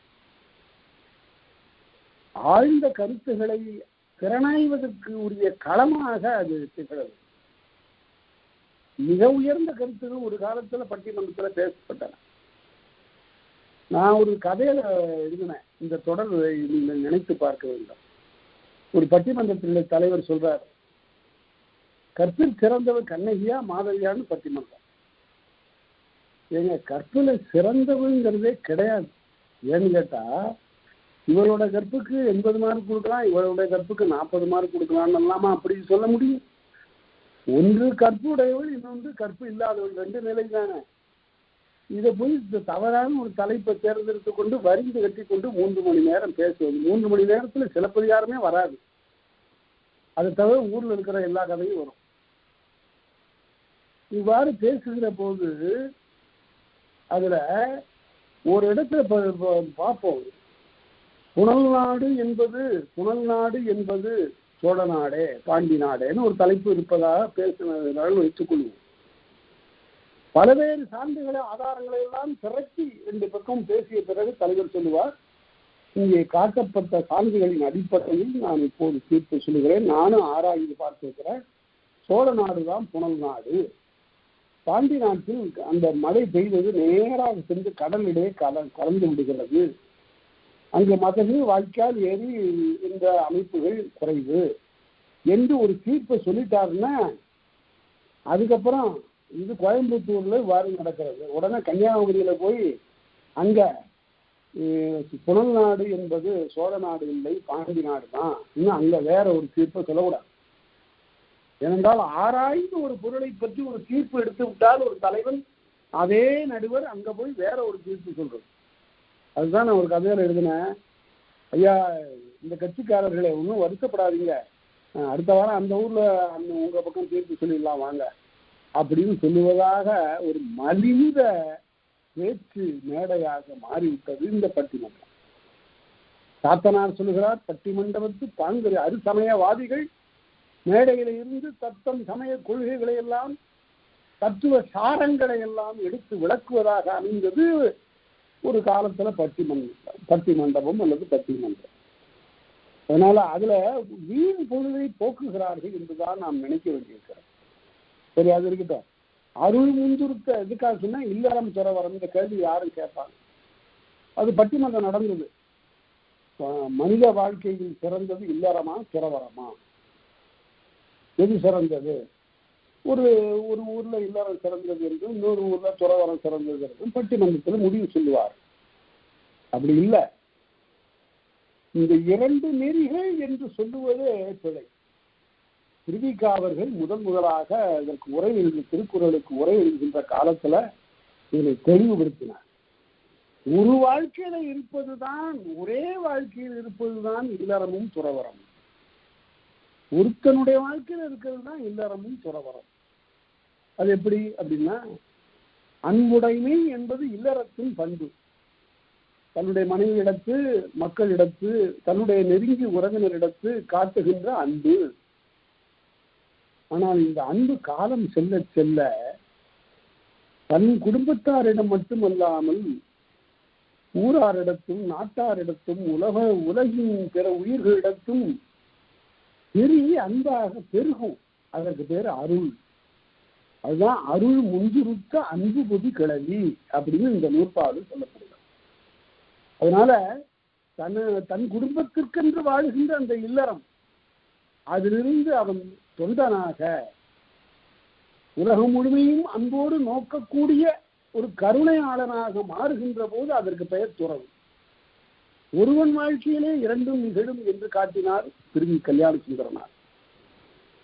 அதனால இல்லறம் துறவரம் ஆகிய இரண்டு அறங்களும் ஒருவனே மேற்கொள்ளக்கூடிய, ஒருவனும் ஒருத்தியுமாக மேற்கொள்ளுகின்ற அறங்களே. அத தொல்காப்பியர் தான் சொன்னார். காமம் சார்ந்த கடைக்கோட்காலை ஏமம் சார்ந்த மக்களோடு தோன்றின்னு படிக்க போறோம் பார். அதனால ஒரு வகையில இந்த வாழ்வு ஒரு நிறைவு அடைந்து விட்டது. இனி நம்முடைய வாழ்க்கை பிறருக்கென்று அமையவில்லை. இந்த ஊரில் துன்பப்படுகிறவர்களுக்கு நாம் ஏதாவது தொண்டாற்றி ஆக வேண்டும் என்று நினைக்கின்ற போது அவன் துறவரத்திற்குள் புகுந்து விடுகிறான். சாவி உடுக்கவில்லை, தாழ்கடை வைக்கவில்லை, காடு நாடி போகவில்லை. அதுதான் துறவு. அதனால அருள் முந்துருக்க அன்பு பொதிக்கிறது. அருள் என்ற அந்த பண்பு மிகுதியாக இருக்கக்கூடிய அன்புடை சொற்கள், அது பொருள்வட மொழிதல் கிழவோர்க்கும் உரித்தே, தலைவிக்கும் உரியன. தலைவியும் அன்போடும் அருளோடும் பேசுவார். இந்த தலைவனிடத்து மிக்க அருள் உணர்வோடு பேசக்கூடிய அந்த இடமும் உண்டு. அடுத்து களவும் கற்பும் அலர் வரைகின்றே. இந்த களவு காலத்திலும் கற்பு காலத்திலும் அலர் என்று சொல்லுகின்ற படிதூற்று மொழி, இது நல்லது. இந்த அலர் என்பது நல்லது. மூக்கின் உச்சி சுட்டு விரல் சேர்த்து ஊரார் பேசுகின்ற அந்த வம்பு பேச்சு என்ன. இந்த இரவு 11 மணிக்கு ஒரு சத்தம் கேட்டது. யாரோ தெரியல, ஒரு பையன் வந்தான். நம்ம 3வது வீட்டு பொண்ணு அப்படியே மெல்ல வந்து அவனோட பேசிட்டு இருந்தது மாதிரி இருந்தது. நமக்கு என்னத்துக்கு ரொம்ப அதை பற்றியெல்லாம் நாம ஏன் பேசுவாங்க என்று இப்படி ஒருவருக்கொருவர் பேசுகின்ற பேச்சு அந்த பெற்றோர்களை லேசா எட்டிடும். அலர் அப்படியே அம்பலாக இருந்து அலராக மாறி கடைசியில ஊரெங்கும் கொஞ்சம் பரவுகின்ற காலத்துல உடனே இனி தடுக்கப்பட வேண்டும் என்ற கருத்தோடு பெற்றோர்கள் முயன்று வரைவுக்கு ஏற்பாடு செய்வார். அதனால அலர் வரைவின்றி, அலர் என்பது வரையறைப்பட்டதில்லை. அலரில் தோன்றும் காமத்திற் சிறப்பே. அந்த அலரில் காமத்தினுடைய சிறப்பு தோன்றும். இருவருக்கிடையில் முகிழ்த்த அன்பானது பலராலும் பேசப்படக்கூடிய நிலை வந்து விடுகிறது. அது என்ன, களவு காலத்திலையும் அவ்வாறு அச்ச உணர்வினாலே இடையீடு காரணமாக இந்த அலர் தோன்றிவிடும். கற்பு காலத்திலே பறக்கமை காரணமாக அலர் தோன்றும். கற்பு காலத்துல என்ன அலர், என்ன இருக்கு, வேற ஒரு உறவு இருக்கும் போல இருக்க இந்த பையனுக்கு என்று அப்படி பேசுவது, அது கற்பு காலத்து அலர். அடுத்து கிழவோன் விளையாட்டு ஆங்கும் மற்றே. இந்த தலைவன் கற்பு காலத்தில் 6 குளமெல்லாம் சென்று ஆடுவான். யாரோட, பரத்தையரோடு ஆடுவான். அப்படிப்பட்ட ஆடலுக்கு அவன் உரியவன். வாயில்களின் கூற்றுக்கு பிற வரையறை சொல்லப்படுகிறது. மனைவி தலைத்தால் கிழவன் கொடுமை தம்முடாதல் வாயிலுக்கு இல்லை. என்ன அருமையான ஒரு நூற்பாக. கணவன் மனைவி 2 பேருக்கு இடையில இருக்கக்கூடிய பிணக்கு அல்லது ஊடல், அதே சமயத்துல தலைவன் செய்யக்கூடிய கொடுமை ஆகியவையெல்லாம் வாயில்களிடத்து சொல்லுவது இல்லை. அவங்க 2 பேருக்குள்ளார உள்ளது. தலைவனுக்கும் தலைவிக்கும் இடையே இருக்கக்கூடிய சிற்சில வேறுபாடுகளை, கருத்து வேறுபாடுகளை, மன வேறுபாடுகளை பிறர்க்கு சொல்லுதல் என்பது இல்லை. அது அருமையாக ஒரு தமிழ் படத்துல காட்டியிருப்பாங்க. தெய்வப்பிறவின்னு ஒரு படத்துல இந்த தங்கவேலுன்னு ஒரு நடிகர் ரொம்ப அருமையாக அந்த சித்திரம் செய்திருப்பார். அப்படி ஒருவருக்கொருவர் கணவன் மனைவி சண்டையிட்டுக் கொள்வார்கள். பாத்திரத்தை அவன் விட்டு எறிவா, இவன் கையில கிடந்ததெல்லாம் அவன் மேல தூக்கி எறிவான். உடனே 2 பேருக்கும் இடையில சமரசமாக உண்டாக்குவதற்காக நண்பர்கள் வருவாங்க. அப்படி வர்றதுல ஒருத்தர் என்ன பண்ணுவான், நீங்க வாங்கம்மா அப்படின்னு தனியா கூப்பிட்டு, அவர் தான் சரி இல்லையே, நீங்க என் கூட வந்துருங்களேம்மா. உடனே என்னப்பா என்ன கேட்டானே அவன், என்ன இப்படி கேட்டானே நான் துடிக்கும் போது கணவன் அங்கே சொல்லுவான், கேட்பாம்மா, கேட்கத்தான் செய்வான்.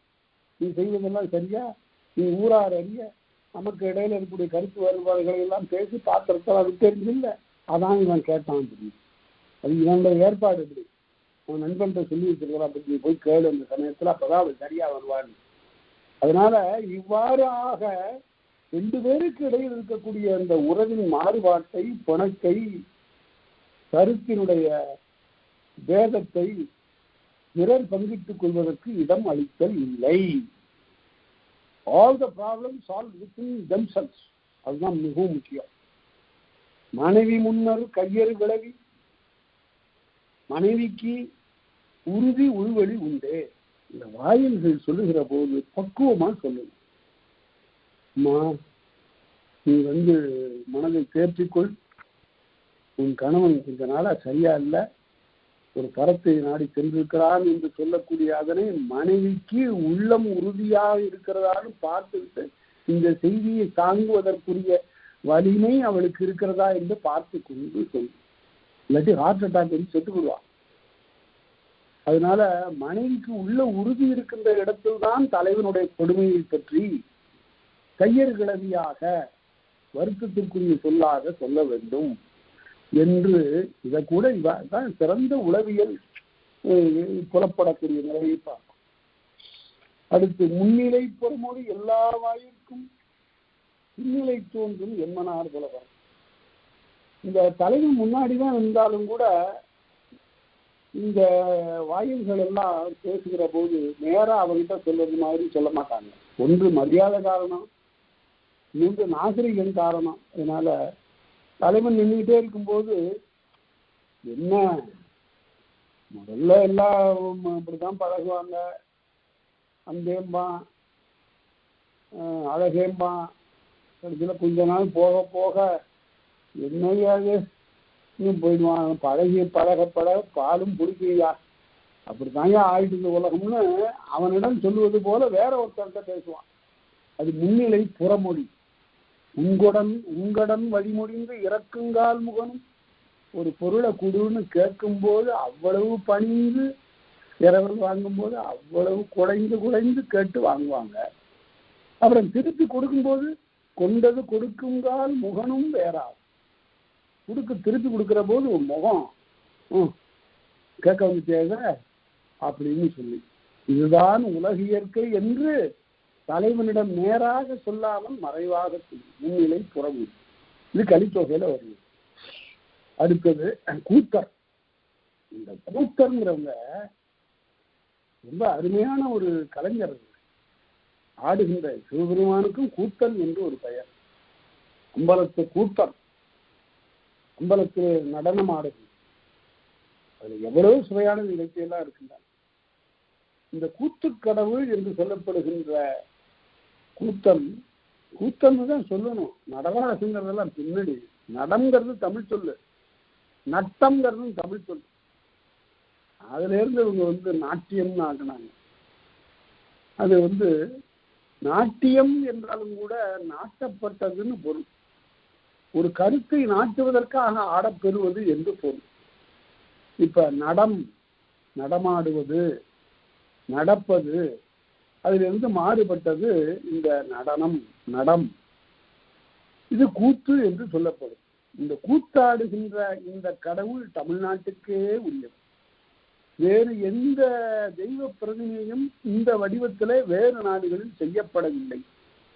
சயாம் போன்ற நாடுகளுக்கு இந்த வடிவம் இங்கிருந்து கொண்டு போகப்பட்டிருக்கிறதே தவிர அங்கேயே தோன்றியது இல்லை. அதனால நல்ல தமிழ் கடவுளாக விளங்கக்கூடிய, அதாவது பிரபஞ்சத்தினுடைய இயக்கம், உலக உருண்டையினுடைய இயக்கத்தை காட்டுவதாக அமைந்தது நடமாடுகின்ற இந்த கூத்த பெருமானுடைய செயல். அதுல ரொம்ப சுவையான நிகழ்ச்சிகளா இருக்கின்றன. பாண்டியன் வாய் தவறி சொல்லிட்டானா, ஆண்டவன் ஆடுகிறாங்க பலக்காலை தூக்கிக்கிட்டுன்ட்டான். இடக்காலை தூக்கி ஆடுகின்ற இறைவனை வலக்காலை தூக்கி ஆடுறதா சொல்லிட்டான். வாய் தவறி சொல்லிட்டான். உடனே என்னையா அப்படி சொல்லிட்டீங்கன்னு எல்லாரும் கேட்டாங்க. அப்படிதான் யான்னு தான் சொன்னது சாதித்தான். உடனே கோயிலுக்கு போய் பார்த்தாங்களாம். அங்க ஆண்டவன் உடனே நம்முடைய அன்பன் இந்த பாண்டிய அரசன் இவ்வாறு சொல்லிவிட்டானே என்பதற்காக காலை மாற்றி ஆடியதாக அந்த தோற்றத்தை காட்டினான். இதைத்தான் வள்ளற்பெருமான் பேசுகிறார். வான்மாறினும் மொழிமாறாத பாண்டியன் கான்மாறி, வான்மாறினும் மொழிமாறாத பாண்டியன் மனங்களிக்க கான்மாறி ஆடிய கற்பகமே அப்படின்னு சொன்னார். அதாவது மழையெல்லாம் மாறி போனாலும் கூட பாண்டியனுடைய சொல் மாற மாட்டாங்க. அப்பேற்பட்டவன் அவன் சொல் மாறக்கூடாது என்பதற்காக இறைவன் காலையே மாற்றி ஆடி என்று அவர் பேசினார். அதனால எவ்வளவோ சுவையான நிகழ்ச்சிகள் இந்த கூத்த பெருமானை குறித்து நிகழ்ந்திருக்கின்றன. இலக்கியம், சமய இலக்கியம் படிக்க படிக்க நீங்க பல இடங்களிலே நம்முடைய தமிழருடைய பண்பாட்டு பெருமை அங்கு விளங்கும். வெறும் வழிபாடு பக்தி மட்டுமே இல்லைங்க, எவ்வளவோ அரும்பண்புகள் எல்லாம் விளக்கப்பட்டிருக்கின்றன. ஆயிரக்கணக்கான செய்திகள் அதுல நமக்கு புலனாகல. அவையெல்லாம் நமக்கு தெரியும் செல்வம். நாம இன்னும் முழுமையாக எல்லாம் படித்து விடவில்லை. ஒரு மகாத்வான் மீனாட்சி பிள்ளை படித்தது போல அதற்கு பிறகு பின்னால யாரும் படித்ததாக தெரியல. அவரிடம் கற்றுக்கொண்ட கல்வி அப்பேற்பட்டது. மகாத்வான் அவர்கள் இறக்கின்ற போது அவருடைய தலை ஒரு கிறிஸ்துவமானவருடைய மடியிலே இருந்தது. அவருடைய கால்களை வேறு ஒரு சமயத்தவர் இருந்தார். ஒரு இஸ்லாமியர் பக்கத்தில் இருந்து மறை ஓதி கொண்டிருந்தார். சாமிநாதையர் திருவாசகம் படித்தார். சமய வேறுபாடுகளே இல்லாமல் எல்லாருக்கும் பாடம் சொல்லி கொடுத்தார். வறுமையில் இருந்த காலத்திலும் பாடம் சொல்லுவதில் தவறவில்லை. அப்பேற்பட்ட பெரிய பேராசிரியர். அவர்கள் படைத்த பக்தி இலக்கியத்தை படிக்காம எப்படி இருக்கிறது? 45 சிற்றிலக்கியங்களை படித்தவர். பல்லாயிரம் பாடல்களை அப்படியே அருவி போல பாடியவர். சரி, அதெல்லாம் அந்த கூத்தருடைய பெருமை இப்படி பல புராணங்கள் எல்லாம் கூட பேசுகின்றன. அந்த கூத்தர் என்ன சொன்னாங்க? தொல்லவை உரைத்தல் முன்னோர் இப்படி செய்வாங்க அப்படின்னு சொல்லி தலைவனுக்கு தலைவிக்கெல்லாம் அறிவுறுத்துவார். இது முன்னோர் வழி, இது முன்னோர் மரபு என்று பேசுவார். நுகர்ச்சி ஏற்றலும், நுகர்ச்சி என்றால் இன்பத்தை குறித்தல். ஐயா, வாழ்க்கையில பற்று விடக்கூடாது. வாழ்க்கையில ஒரு பற்று இருக்கும். ஒருவருக்கொருவர் அன்பு செய்ய வேண்டும் என்று சொல்லுவார். அடுத்து பல்லாற்றானும் ஊடலில் தனித்தலும், பல வகையாலும் ஊடலை தனித்தலும், உறுதி காட்டலும், வாழ்வினுடைய உறுதி கூறுதல். வாழ்விற்கு உறுதி பொருள் 4, அது அறம்பொருள் இன்பம் வீடு என்பன. இந்த 4ஐயும் அவர்கள் உணர்த்துவார். அடுத்து அறிவு மெய்நிறுத்தலும், தலைவனை அறிவு நெறிப்பட நிற்குமாறு படித்தல். ஆராய்ந்து பாருதனை சரியாக நீ பிழை செய்யக்கூடாதப்பா என்றெல்லாம் அறிவுறுத்துவார்கள். அடுத்து ஏதுவின் உணர்த்தலும், பரத்தமையால் வரக்கூடிய இழிவை ஒரு காரணங்காட்டி சொல்லுதல். துணிவு காட்டலும், அதே போல இதுதான் சரியானது, இதனை நாம் எடுத்துக்கொள்ள வேண்டும் என்று சொல்வது. திருக்குறள்ல ஆராய்வதற்கு நிறைய இடங்கள் இருக்கும். தூங்காமை, கல்வி, துணிவுடைமை, இம்மூன்றும் நீங்கா நிலநாள்பவர்க்கு. இத பாடம் சொல்லுங்க நீங்க பிள்ளைகளுக்கு. தூங்காமை அப்படின்னா தூங்கக்கூடாதுன்னு சொல்லிடக்கூடாது. தூங்காமைன்னா காலம் தாழ்க்காமைன்னு பொருள். தூங்காமை, கல்வி, துணிவுடைமை, அஞ்சாமை ஆகிய இந்த மூன்றும் நீங்கா நிலநாள்பவர்க்கு அப்படின்னு சொல்லிட்டு அடுத்தபடி அஞ்சாமை, ஈகை, அறிவு, ஊக்கம் அப்படின்னு 4 சொல்றாரு. அதுல அஞ்சாமை வருது. அங்கதான் துணிவுடைமை சொல்லிட்டாரு. இங்க என்ன அஞ்சாமை அப்படின்னா, இந்த அஞ்சாமை என்பது மனத்தினுடைய நிகழ்ச்சி. துணிவுடைமை என்பது 2இல் ஒன்றை துணிதல், எது சிறந்தது என்று தேர்ந்து கொள்ளுதல். அதனால அதே திரும்ப சொல்லியிருக்கிறார் திருவள்ளுவர் சொல்லக்கூடாது. சரியாக பதங்களினுடைய பொருளை உணர வேண்டும். இந்த இடத்துல அதே போல துணிவு காட்டலும், எதை தேர்ந்து கொள்வது என்பதனை உணர்த்துதலும், அணிநிலை உரைத்தலும், இது நமக்கு அழகு என்று எடுத்துக் கூறுதலும் ஆகியவையெல்லாம் கூத்தர்களுக்கு உரியன. அடுத்தது கூத்தர் பாணர். இந்த பாணர் என்பது பண் என்பதிலிருந்து வந்தது. ஒரு காலத்துல அந்த பண்ணுதல் என்றாலே செய்தல்னு பொருள் இல்லை, இசைத்தல்னு பொருள். பண்ணுதல், சீரியாய் செவ்வழி பண்ணி என்று சொல்லுவார். பண்ணினா இசைத்து என்று பொருள். யாழ் பண்ணினா யாழ் இசைத்து. அந்த சொல்ல இப்ப நாம சாதாரணமா கொண்டு வந்துட்டோம். என்ன காரியம் பண்றதுன்னு தெரியலங்கிறான். அது ஒரு சொல் தன்னுடைய பெருமையை இழந்துருச்சு. அது பொது சொல்லா போச்சு. நேற்று ஒண்ணு பண்ண, இன்னைக்கு ஒண்ணு பண்றேன், சமையல் பண்றேன், ஊறுகாய் பண்றேன் அப்படின்னு எல்லாத்துக்கும் வந்துருச்சு அந்த சொல். அது உண்மையிலே எப்பேற்பட்ட சொல்லு. இசைத்து என்று பொருள். பண்ணி இசைத்து, பண்ணுதல் இசைத்தல் என்று பொருள். பண்ணெல்லாம் பாடற்கு எய்கின்றேன் பார்க்கிறோம். சரி, நிலம்பெயர்ந்து உரைத்தல், வரைநிலை உரைத்தல், கூத்தற்கும் பாணர்க்கும் யாத்தவை உரிய. இந்த ரெண்டு பேர்த்தையும் ஒரு பெரிய பொறுப்பு ஒப்படைக்கிறார் தொல்காப்பியர். நிலம்பெயர்ந்து உரைத்தல், போய் தலைவன் எங்கேயோ தூர தேசத்துல இருக்கிறான், பொருள் ஈட்டுவதற்காக போயிருக்கிறான், அங்கேயே போவாங்க. பாணரும் கூத்தரும் போய் அவனை பார்த்து, என்னையா குடும்பத்தை விட்டுட்டு வந்திருக்க, இந்த படாத பாடுபடுறாங்க, உடனே புறத்து வா என்று இளம்பெயர்ந்து சொல்லுதலும், வரைநிலை உரைத்தலும், காலத்தை வரையறைப்படுத்தி கடமை செய் என்று சொல்லுதலும், கூத்தர்க்கும் பாணர்க்கும் யாத்தவை உரிய. கூத்தர்களுக்கும் பாணர்களுக்கும் உரியன ஆகும். அடுத்தது இளையோர். இளையோர்னா ஏவலர். முன்னாடி பார்த்திருக்கோம். இளையோர் என்றால் ஏவலருக்கு அகத்தணைகள் சொல்லியிருக்கிறார். ஏவல் மரபின் இளையோர் அப்படின்றார். திட்ட பணிகளை செய்வதற்குரிய இளையோர். புறநானூற்றுல விசிராந்தையார் பாட்டுல யான் கண்டனையர் என் இளையர். இளையர்னா நான் சொல்றபடி என்னுடைய ஏவலர்கள் நடப்பாங்க. அந்த பாட்டை படிக்கிற போது எனக்கே ஒரு பெரிய மகிழ்ச்சி வரும். அந்த காலத்துல புலவனுக்கு வேலைக்காரங்க இருந்திருக்கிறான். அவன் வறுமையில இருந்தாங்கிறதெல்லாம் வேற. ஆனா அவனுக்கு பணி செய்வதற்கு எல்லாம் ஆட்கள்லாம் இருந்திருக்கிறாங்க. யான் கண்டனையர் என் இளையர். நான் நோக்கியபடி கருதியபடி என்னுடைய பணியர்கள், என்னுடைய வேலைக்காரர்கள் இருப்பார்கள். அது பாரதிதாசன் அந்த பாட்டை பார்த்துட்டு பிசிராந்தையார்னு ஒரு நாடகம் எழுதினாரு. அதுல முதல்ல போட்டு எழுதுவார், யானை குப்பை வாருகிறதுன்னு எழுதிப்பாரு. யானை எதுக்கு குப்பை? புலவருடைய வீட்டுல வளர்க்கின்ற யானை அங்க இருக்கிற குப்பையெல்லாம் வாரிட்டு இருக்குதான். அது போருக்கு போகல, போர் இல்லை. எவ்வளவு ஒரு பெருமிதமான வாழ்க்கை பாருங்க. அடுத்து இளையோர் கிளவி. இளையோர் என்பவர் ஏவலம். இவர்கள் என்ன செய்வார்கள்? ஆற்றது பண்பும் செல்லக்கூடிய வழியினுடைய பண்பு சொல்வார்கள். பல இடங்களுக்கும் அலைந்து தெரிந்து வழியினுடைய இயல்பெல்லாம் ஆண்டவர்கள் ஆதலால் தலைவனுக்கு செல்லக்கூடிய வழியை பற்றி கூறுவார்கள். கருமத்து வினையும் செய்யக்கூடிய செயலினுடைய இயல்பை சொல்லுவார்கள். தமக்கிட்ட பணியினை பற்றி பேசுவார்கள். அடுத்து ஏவல் முடிவும் தமக்கிட்ட பணி ஏவல் தன்னுடைய ஏவலை பற்றி சொல்லுவார்கள். வினாவும் ஐயத்தை வினாவிக்குள் கேட்டுக்கொள்வார்கள். அடுத்து விடை செப்பும். செப்பு என்றால் விடை. தலைவன் தலைவியருக்கு விடை கூறுதலும். அடுத்து ஆற்றிடை கண்ட பொருளும். ஆற்றிடைன்னா வழி, ஆறு வழி. வழியிடையிலே கண்ட பொருளை பற்றி பேசுதலும்.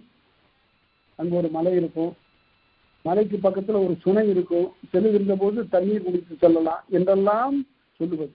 இறைச்சியும், இந்த இறைச்சிங்கிறது கருப்பொருள். ஒரு நிலத்துக்குரிய கருப்பொருளை இறைச்சி என்று சொல்லுவது வழக்கம்.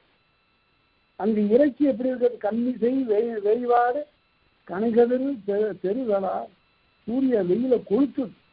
அப்போ ஒரு பெண்மான் அப்படியே துடித்து தோலெல்லாம் வெப்பம் மிகுதியாக தவித்து நிற்கிறது. அதற்கு தன்னுடைய நிழலை கொடுத்து அளிக்கிறது ஆண்மான். போய் அதுக்கு பக்கத்துல நின்று வெயில் படாமல் பாதுகாக்கிறது. இதெல்லாம் இறைச்சி.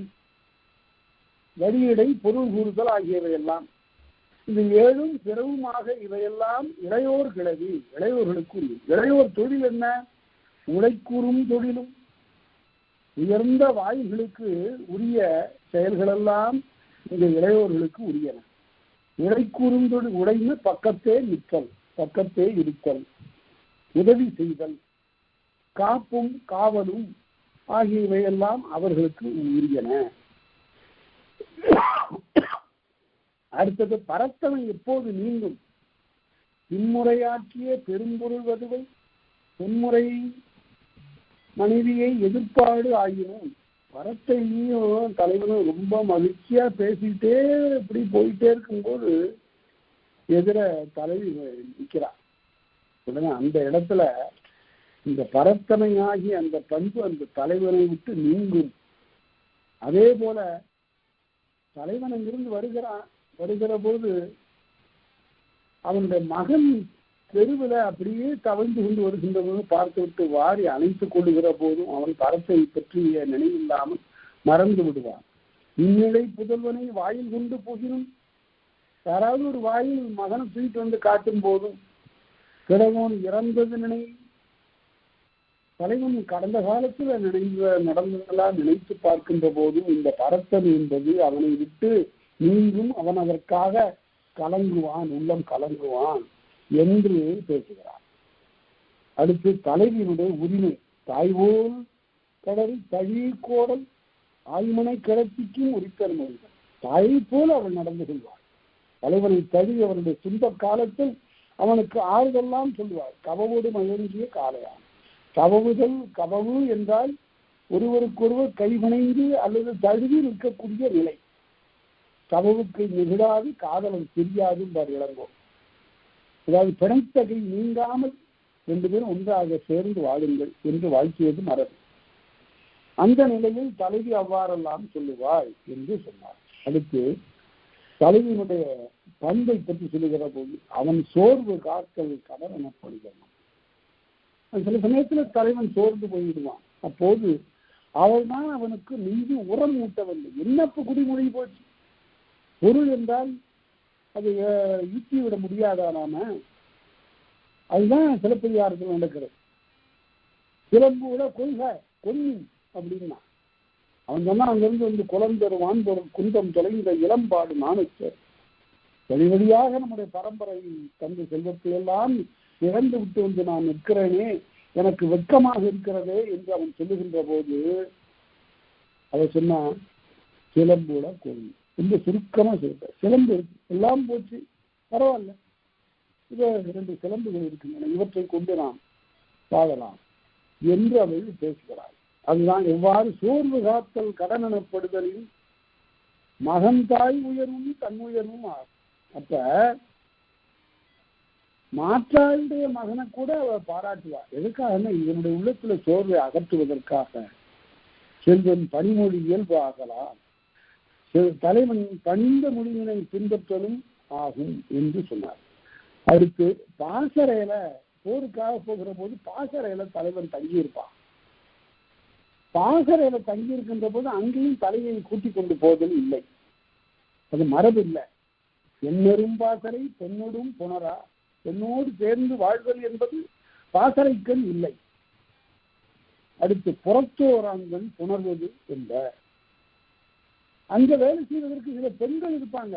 விளக்கேற்றுதல், அந்த பாசறையை கூட்டுதல், பெருக்குதல் ஆகிய பெண்களே இல்லாத இடம் இல்லது. இந்த மாதிரி ஏவல் மகளிர் அங்கு இருப்பார்கள் என்று சொன்னார். அடுத்து பார்ப்பார் கடமை. தொல்காப்பியத்திலாகட்டும் திருக்குறளிலாகட்டும் அல்லது சங்க இலக்கியத்திலாகட்டும் அந்தணர் பார்ப்பார் என்ற 2 சொற்களையும் வேறுபட கையாள்வதை பார்க்கலாம். அந்தணர் என்பது எல்லா பிரிவிலும் இருக்கக்கூடிய மக்கள் உயர்ந்த பண்புடையவர்களாக இருப்பதை அந்தணர் என்று சொல்லியிருக்கிறார்கள். பார்ப்பார் என்பது ஒரு சாதி பிரிவு. இந்த 2 இந்த பார்ப்பார் ஒரு வாயில். பார்ப்பார் காமநிலை உரைக்கலும்.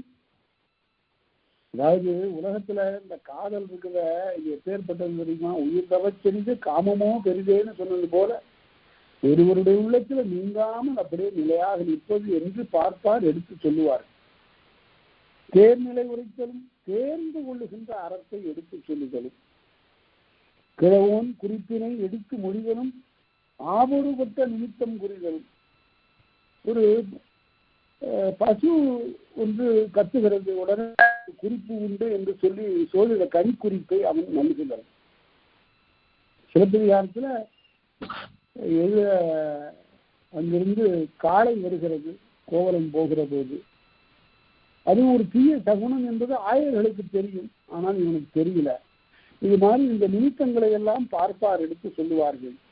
செலவுறு கிளவியும் தலைவன் செல்லக்கூடிய இடத்தை பற்றி பேசுதலும், செலவு அழுங்கு கிளவியும் செலவை தவிர்க்க வேண்டும் என்று. இப்ப தலைவிக்கு உடம்பு சரியா இல்லை, நீ பாட்டுக்கு வெளியூருக்கு புறப்படாத, கொஞ்சம் பொறுத்து இருந்து ஒரு 10 நாள் கழிச்சு போகலாம், அவளுக்கு வேண்டிய ஆறுதல் மொழிகளையெல்லாம் சொல்லி அகலாம் என்று சொல்லி செலவை அப்போதைக்கு தவிர்த்தல், அது செலவு அழுங்குதல் ஆகியவையெல்லாம்.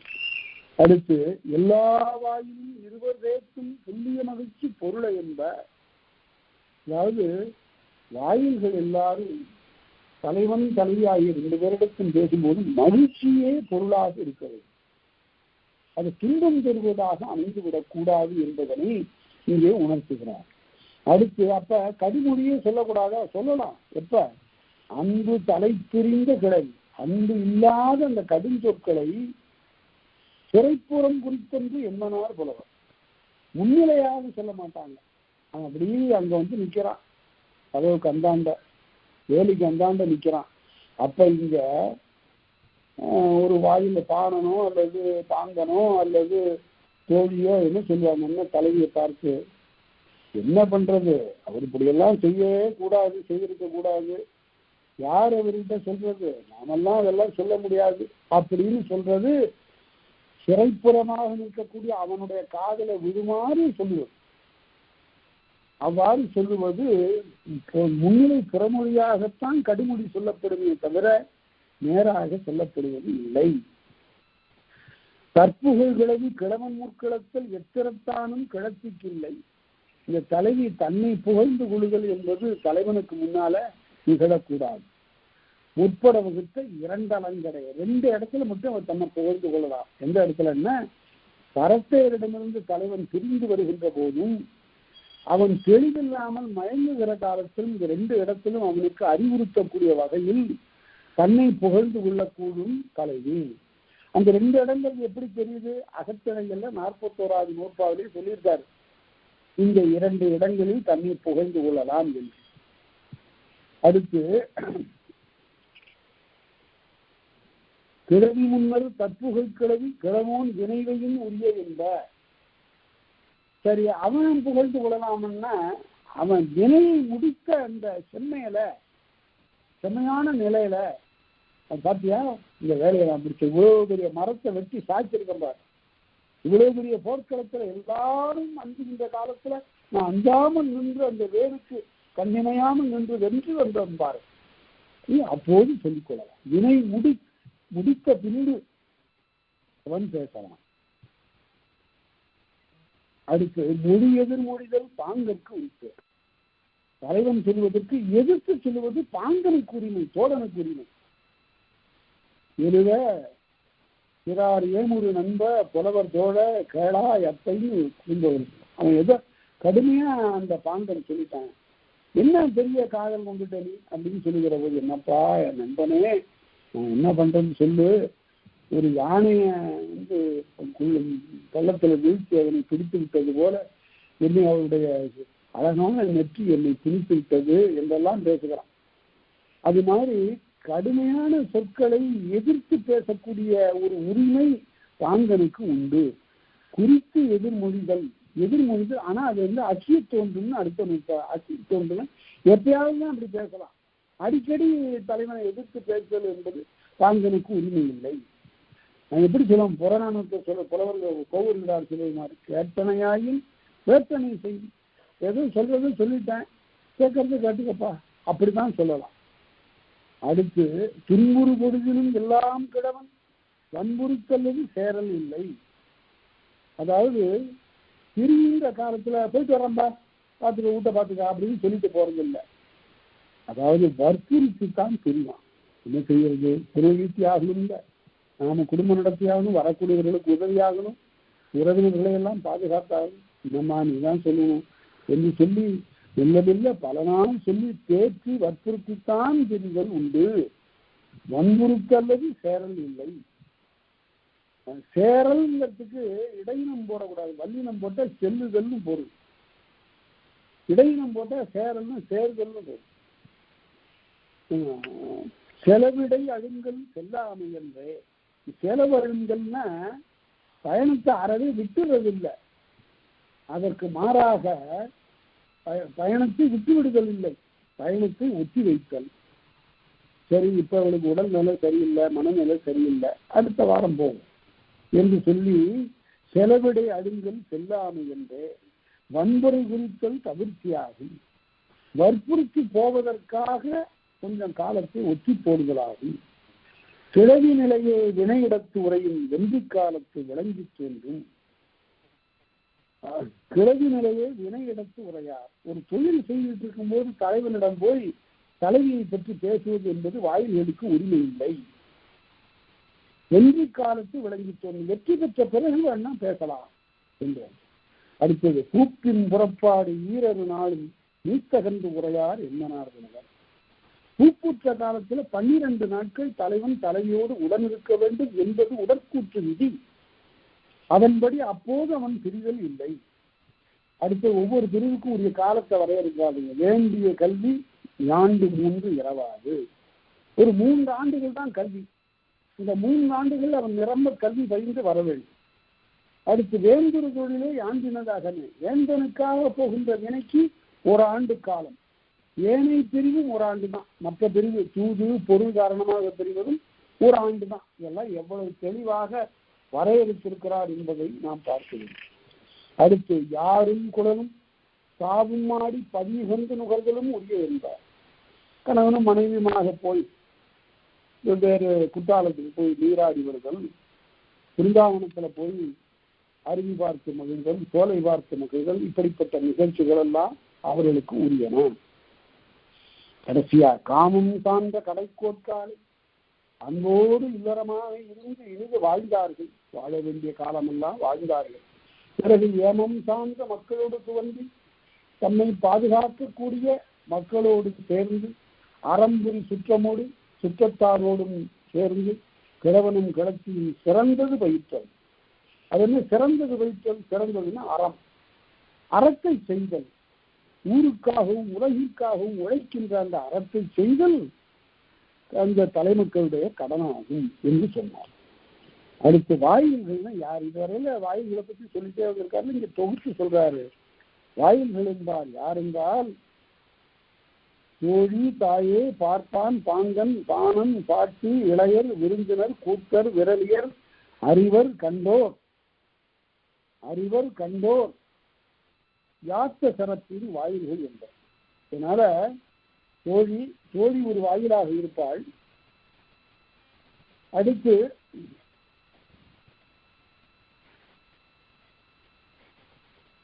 தாய் ஒரு வாயிலாக இருந்து அறம் சொல்வாள். பார்ப்பான், பாங்கன், பாணன், பாட்டி என்றால் பாடினி என்று பொருள்.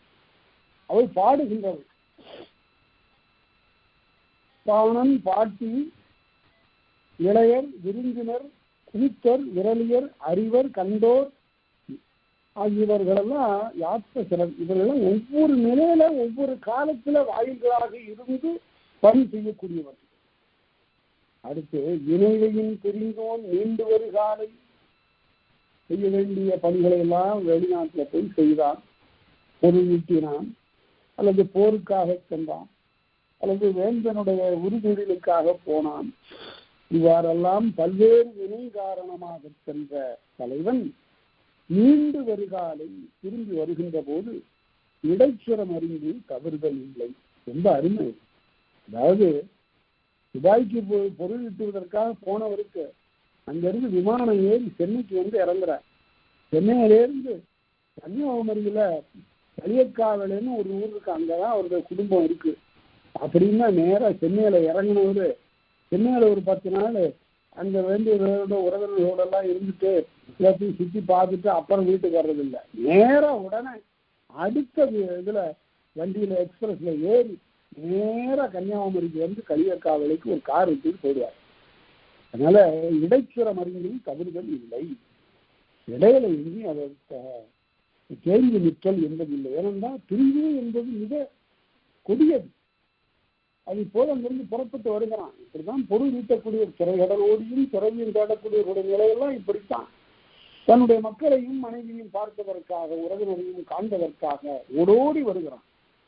உள்ளம் அப்ப உள்ளம்போல் உற்றூடி உதவும் பொல்லியற்களினா உடமையான உள்ளம் எவ்வளவு விரைந்து செல்கிறதோ அவ்வளவு விரைந்து போகக்கூடிய குதிரைகளை பூட்டிய தேர் இருக்க வந்தார். அப்பதான் பாகனை பார்த்து கேட்கிறானா, என்ன சீக்கிரம் வந்துட்டு, என்ன விரைவில் வந்துட்டா நீ, நீ காற்றை பூட்டின, இந்த பேருக்கு காற்றையே குதிரைகளாக பூட்டினாயா என்று கேட்கிறார். என்னுடைய மனம் போல விரைந்து வந்து விட்டதை என்று போற்றுகிறான். அவ்வாறு போற்றுகின்ற வாயிலாக தலைவன் தன்னுடைய ஊருக்கு திரும்பி வருகிறான். இதுதான் கற்பியலுடைய முடிவு. இதுகாரும் கற்பியலுடைய பல்வேறு நிலைகளை தலைவன் தலைவி காமக்கிழத்தியர் கூற்றை தோழியினுடைய கூற்றை எல்லாம் சொல்லி வாயில்கள் எங்கெல்லாம் பேசலாம் என்று காட்டி பிரிவு எப்படி நிகழும், எப்போது நிகழும், எந்த நிலையில் பிரியலாம் என்றெல்லாம் எடுத்துரைத்து கற்பியல் என்ற பகுதியை தொல்காப்பியர் நிறைவு செய்திருக்கிறார். அடுத்தபடியாக நாம பார்க்கக்கூடியது பொருளியல் என்ற ஒரு பகுதி.